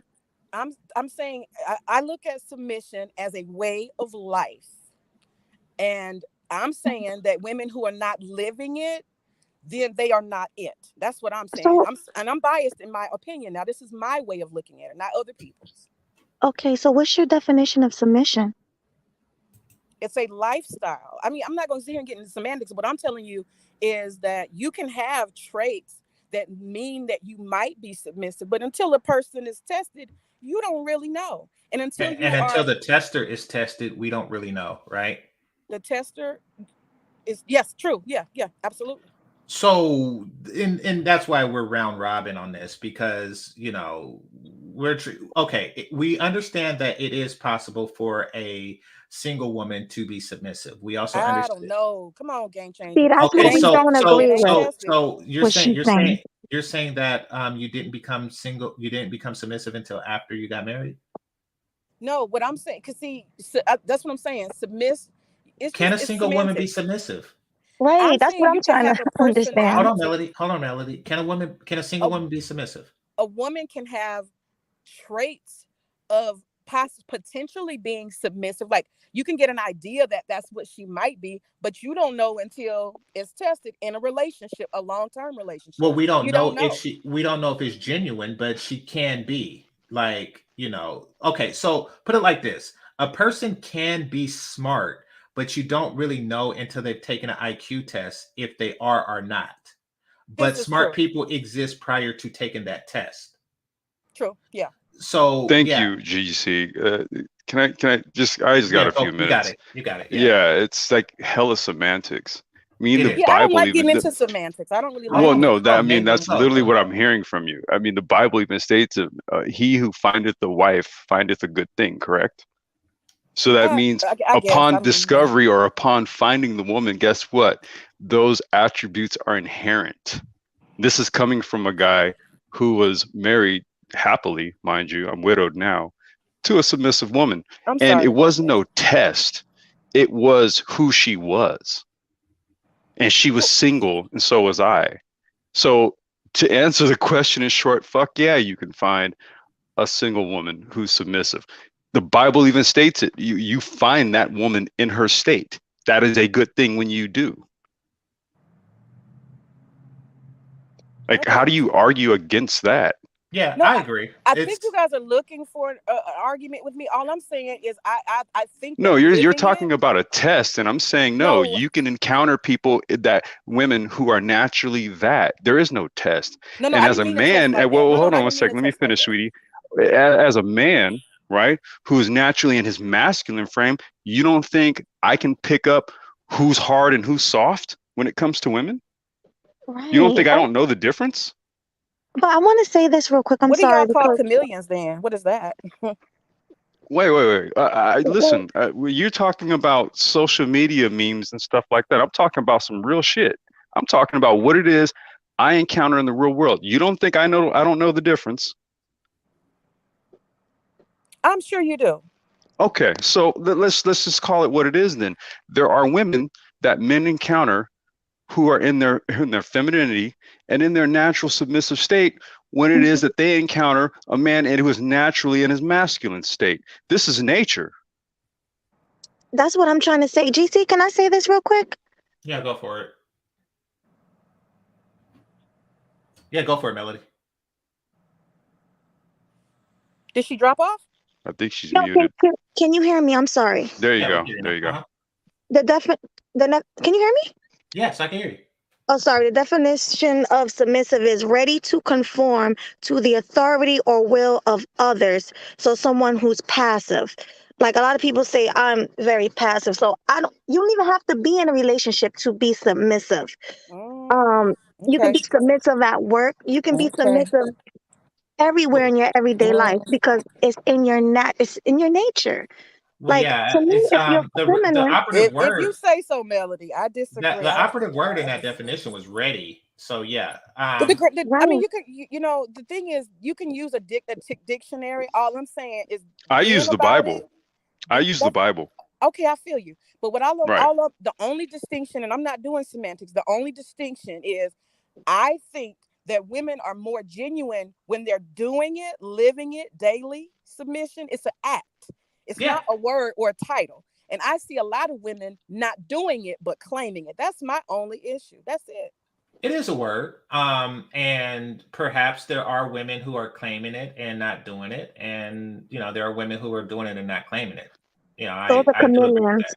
Those are And like I chameleons. said, and I We're think not we negating know the difference, GC. I think we could. Well, no, Not there all are men men who do. don't know the Not all difference. men do. Not all men do. There exist men that don't know the difference, but I mean, I won't say that marriage is a determining factor on that particular difference. I mean, I know why a married woman would like to feel that way.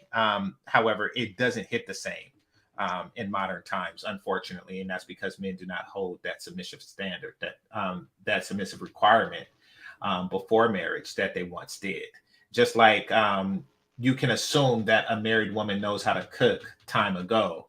That's not necessarily the case. That's not the case. I agree. Yeah, I agree. in modern times. So I agree. yeah, it's a long thing about semantics. But before we go, I do want to get back to. But one more thing though, if you don't mind, Game Changer, I should also say that submissive women, what I found truly submissive women, like for real, and no matter how their voice or they whisper and all that other little stuff that people love, none of that.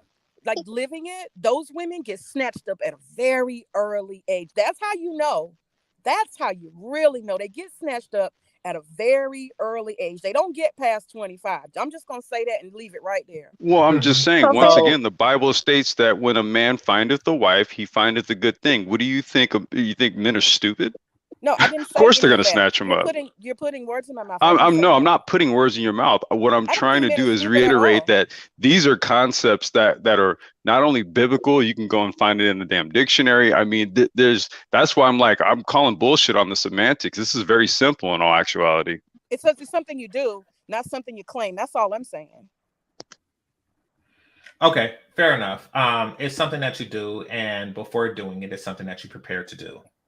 I agree. Nevertheless, I want to talk about why the word is so offensive. And, in looking for a submissive woman, we should use a red flag. I think men should use a red flag when women claim to be submissive but don't want to use that particular word. Because essentially that is her, in a way, trying to assert dominance upon at least the conversation.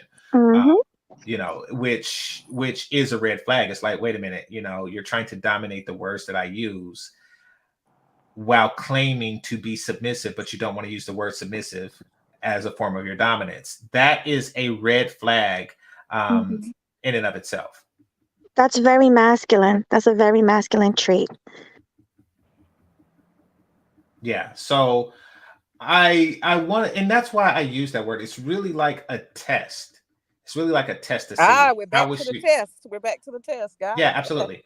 Absolutely. How she would react to Yeah, exactly. Like how she reacts to the word submission, is really an indicator on how she would react to being submissive. Because what happens is a lot of women, and this is in my experience, are submissive to the things that they wanted to do anyway.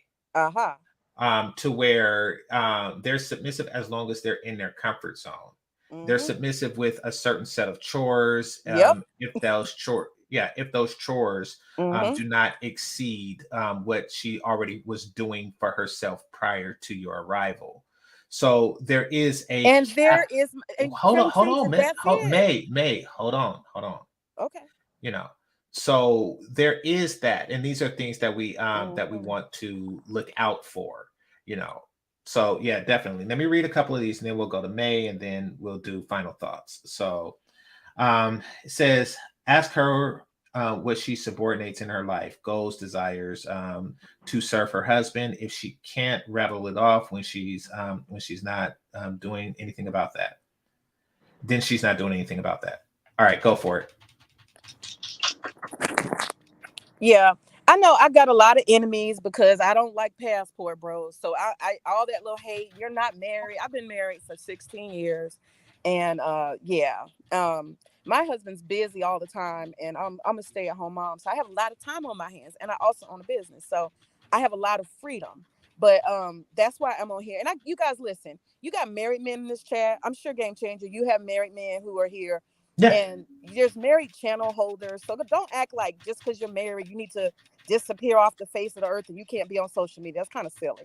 But anyway, to address what you said about the word, you said the word test. And that's No. Freeman's Journal had a separate question. And I think generally if I could, it was on the screen, but if I could just cut to the gist of the question. Essentially what he's asking is, what do you sacrifice in the marriage? I think that's in order to, as a submissive woman, what have you sacrificed for your husband that you didn't already want to sacrifice? Yeah. I mean everything. I love being married. I'm married to a brilliant man, so it's really easy when you have. And that's the thing, if you have a smart man, and especially when you're an intelligent woman, and I'm an educated woman as well, I had to have somebody who was really smart. And if I have a man who was really smart, and I had to work for him, like I had to fight for him, literally.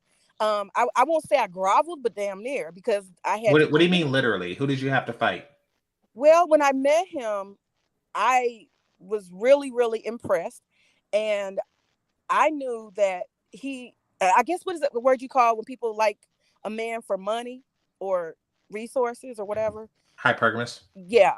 I can't never pronounce it. No worries. I guess you would say I'm guilty of that. And I found out certain things about him financially and the type of investments and just all kind of stuff.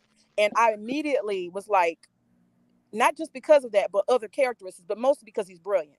And I knew at that point, I was like, in my heart, this is the quality and the type of black man, amazing black man I want to be married to. I can go. So what did you sacrifice? Well, right quick. We'll get to that, but a quick segue. No, sounds like you hit the jackpot. No, I get it. I feel like I did. But I'm 16 years later. Okay. The segue I want to address is, you said you had to fight for him. Who did you fight? Okay, so you said literally. I had made No, I don't mean like fight like my hands. No. I'm sorry. That's what literally means. But no. Okay, so who did you fight for? Who did you fight for? Well, he had multiple women in his life.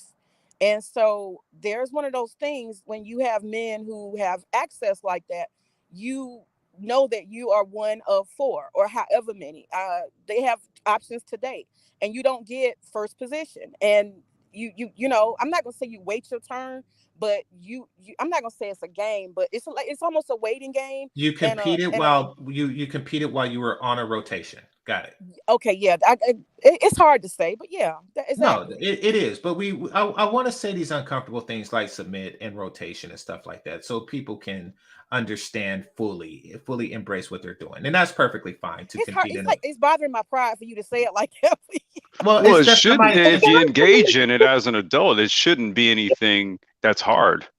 Well, you don't like words. Every woman wants to think she's so special, you know, and it's like when you're in that situation, you're not that special. Well, I would think that what women want to do then is act as if they are, as opposed to subject themselves to things that make them question whether they are. Does that make any sense to you? Say it again, please.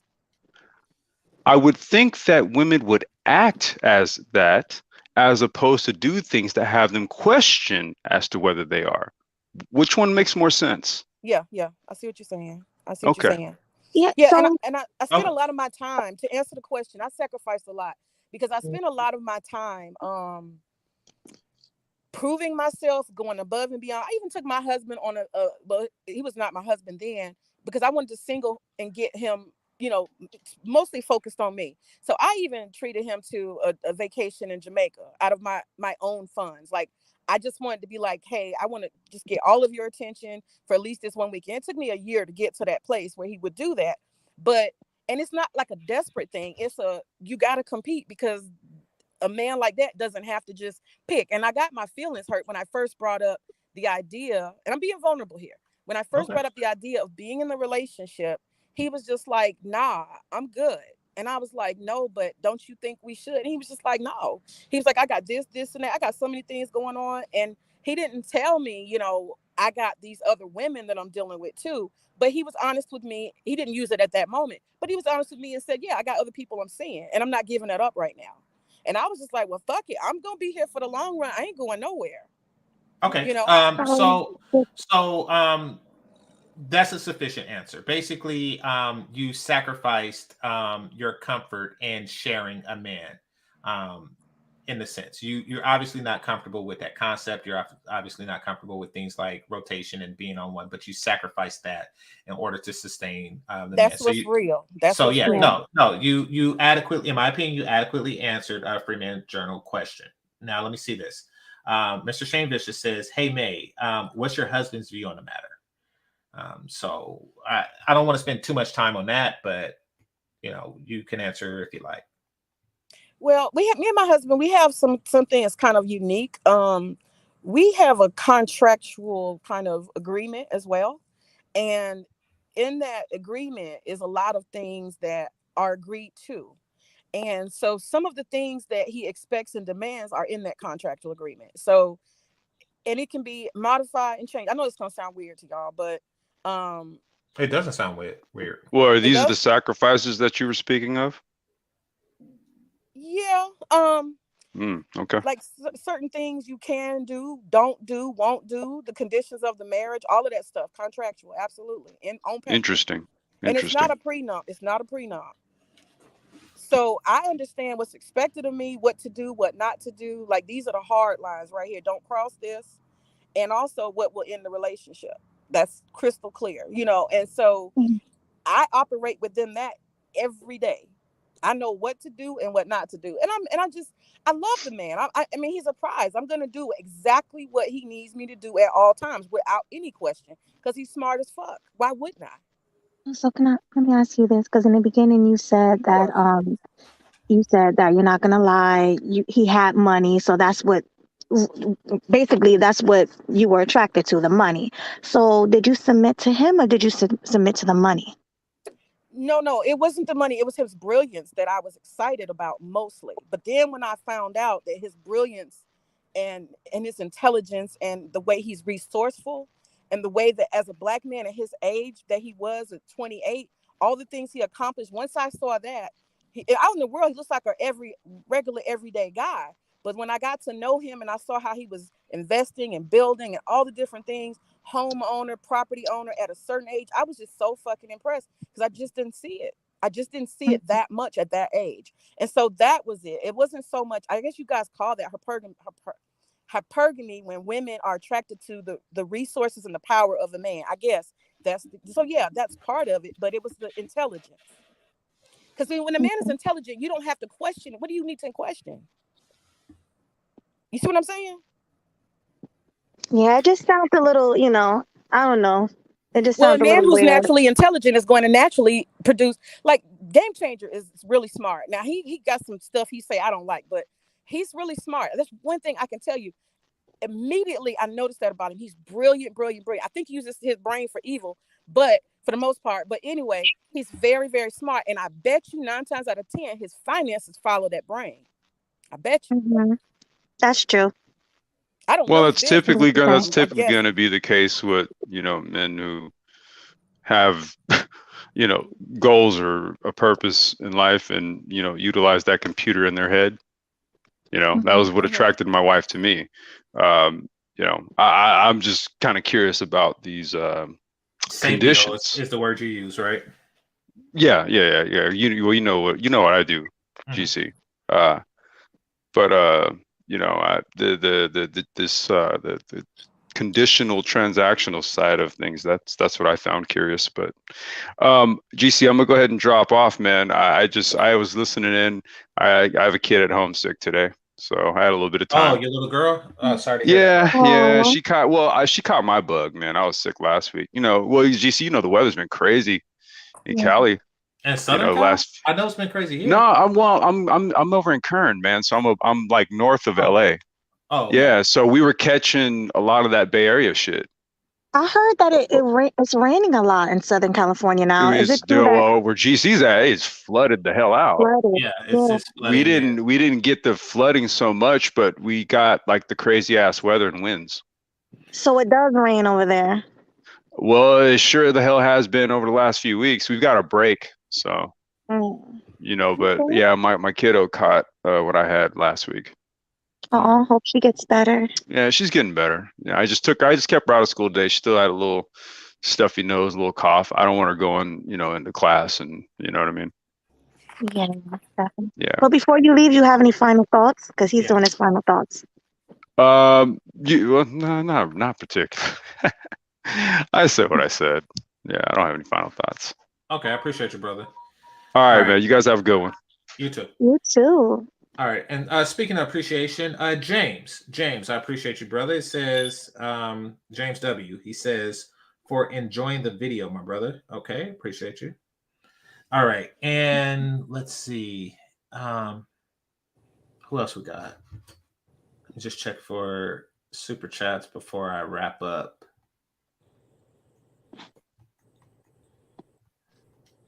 And GameChanger. Okay. Go ahead. For it. That was the last one, so go for it. Okay, cool. I was just gonna say, for your audience and people who, I troll Chantel Simone, so I think Madura, I can't even say that name, Ichimar or whatever that is. And for other people who are in your chat who are also in Chantel's chat, this is why people, just for those who are in the audience, this is why people dislike me, because I troll Chantel about not being a married submissive woman. And I just want y'all to know, I don't dislike Black men at all. I do not. I am not against Black men. I am a champion for good quality, excellence in Black men. I don't like the bums. That's the only issue, because I don't think they represent Black men well. That's all. So I do not dislike Black men. I don't know if y'all think I'm some kind of singy or something. I'm not. Like, please stop. And I'm not against Black men. I want to be clear about that. Well, okay. I think that's part of it. I think that another part of what's going on is that a Black woman who really wants the best for Black men, like I believe that Chantel does, she also understands that the best may not be available to Black men where they live for cultural reasons. If anything else. And that's why she's for passport bros, and that's why she's against, you're against it. Like, Blackman feels that if you are truly willing to sacrifice for their best interest, you would understand that sometimes their best interest is not going to be in your best interest. I think, and that's what passport bros represent. It represents it does represent that these are men who are looking for, who are moving to find what your husband found, basically 4 women that compete for him, or a rotation of women that compete, and then they choose from that rotation. They're looking for what your husband had, in order to find their wife and a favorable contract for them.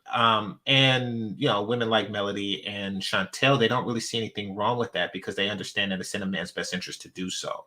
It may not be in a local woman's best interest for men to think that way. And I think that what the audience is picking up on is that you're thinking in your own best interest, not the interest of men. What interest can I possibly have? Because I'm already off the shelf, been off the shelf for 16 years. I just don't like. Okay, I'll answer that question. Let me just explain. Well, real quick, because you asked the question. So before we follow up, before we go into something else, believe it or not, and I know that you know this because you're a woman, but you probably aren't aware that I know this, and that is, women like to feel valued by the men in their surroundings, even if they are not able to reciprocate. Meaning that women, even if you are on the CC, let's just say, and you go to a nightclub or something, and you know that you're only going to go home with one guy, you only have eyes for one guy, but you still want to turn all the heads in the club. So there is something that is there for them, even if it's not a direct opportunity at a choice man. There still is something in that a lot of women want to hold on to and don't want to lose. But continue. Okay. Continue, and then we'll do your final thought. Okay, and also I just thought of something. Somebody asked me one of the things I had gave up or submitted to. One of the conditions in the situation of marriage, before even engagement, when we talked about it between me and my husband, he asked me for my credit score. and my credit was bad. And he told me that, you know, condition of engagement. I know it just sounds so transactional, but one of the conditions was definitely I had to clean up my credit. And that was a way I had to prove myself as well. And I did that. I got my credit together. It wasn't bad, but it wasn't good enough. Huh? I said, no, that's great. You It submitted. is. Yeah, you did something he wanted you to do without That any you didn't questions asked. necessarily want to do yourself. Yeah, I agree. Right. That's dope. I agree. That's a sufficient answer. Absolutely. Yeah. Yeah. So I guess in closing thoughts is just that, you know, I just think that we as Black people, I'm getting to the point where I don't think we belong to each other anymore. That ain't for me, because I know I belong with a Black man. But I think as a race, I think we need to let that go, because there's too much animosity. Black men belong to Black women, and Black women need to tell Black men where they this and that and blah blah. I think that's where a lot of this comes from. I think that we're at a point 70% of Black women don't want to be married. We know that because Black women act like they don't want to be married at high levels. And I think that if we understand that we need to just get past this whole racial stuff, and people go where they need to go. And I want to be clear about this about Passport Bros. I do not have a problem. You guys have no idea how many expats I know, Black men who've been living abroad for years. I'm in groups with them, in travel groups. I don't have a problem with it. I just think a Black man needs to be excellent. Go and build and represent excellence. Don't go over there broke and doing sex tourism and all kind of crazy stuff. I have some situations I've seen even online. These guys are leaving children with these so-called submissive women abroad. It's a lot of pookieism, and that's what I'm reacting against. Every Black man who has money, who has skills, who wants to build, who wants to go abroad, who wants to do what he wants to do. I already been supporting people like that. In Dominican Republic, I know so many people like that. Them brothers don't hear nothing from me. I just don't want to see these pookies doing stuff like Austin did, making it bad for Black men like my husband have a hard time. Oh, we travel all the time. All the time. I just came back from Morocco and Paris. And I don't want my husband, he goes to Brazil, he goes to Japan, he's all over the place. I do not want my Black man to have a problem because these pookies are making it hard for other Black men to travel. That's where I'm coming from. That's my final thought. Okay, Melody, your final thoughts? Okay, so my final thought is you don't have to be married to be submissive, because I know plenty of married women who've been married for years who are not submissive at all. Gabrielle Union is one of them that we all know. Submission is natural to feminine women. You don't just have to be submissive in a marriage. You can be submissive at a job. You can be submissive to your parents, you know, to your friends, whatever. Some people are just naturally passive. So, yeah, that's all I wanted to say about the submissive. Okay, I appreciate that. All right. And I also like to appreciate the cash apps and super chats. Managers and moderators, those who are listening silently and those who participate in the chat, make sure you hit that like button on your way out. This is GameChanger 00100. Consider becoming a member. Game over. Peace. Peace.